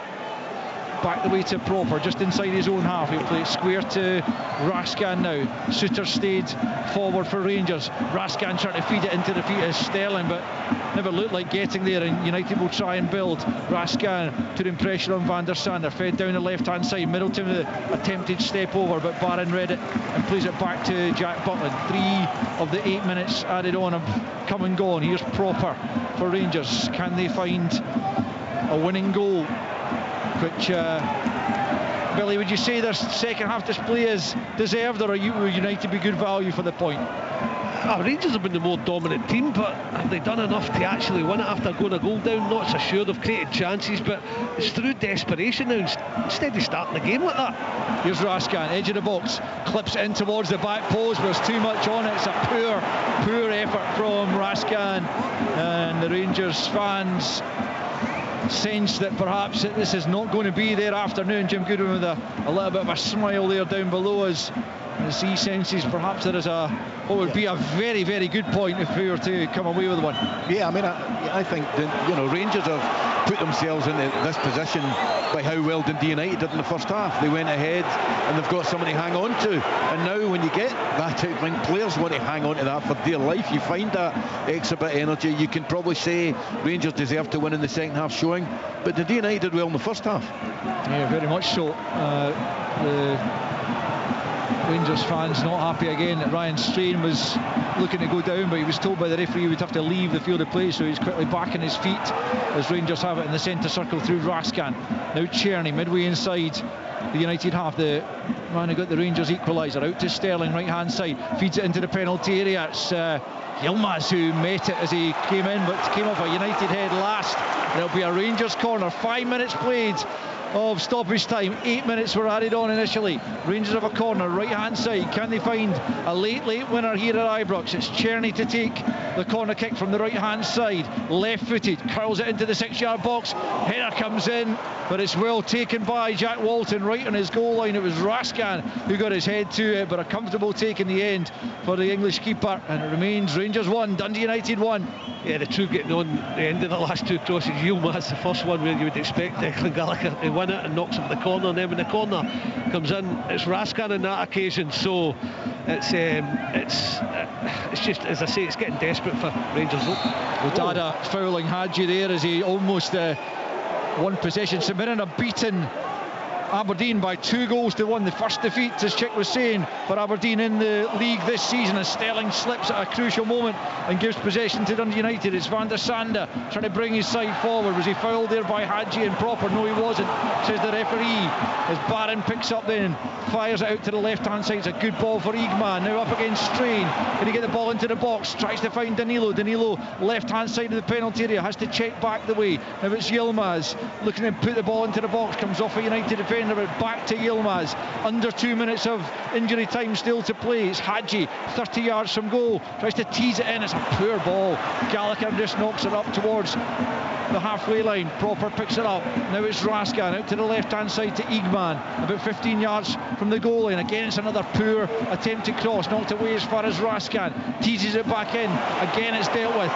Raskan will pick up again, out to Igman, left hand side. Another cross comes in. Suter can't get on the end of it. It's meet and drink that at the back for the United central defence. Now it's played square for Czerny, 25 yards from goal.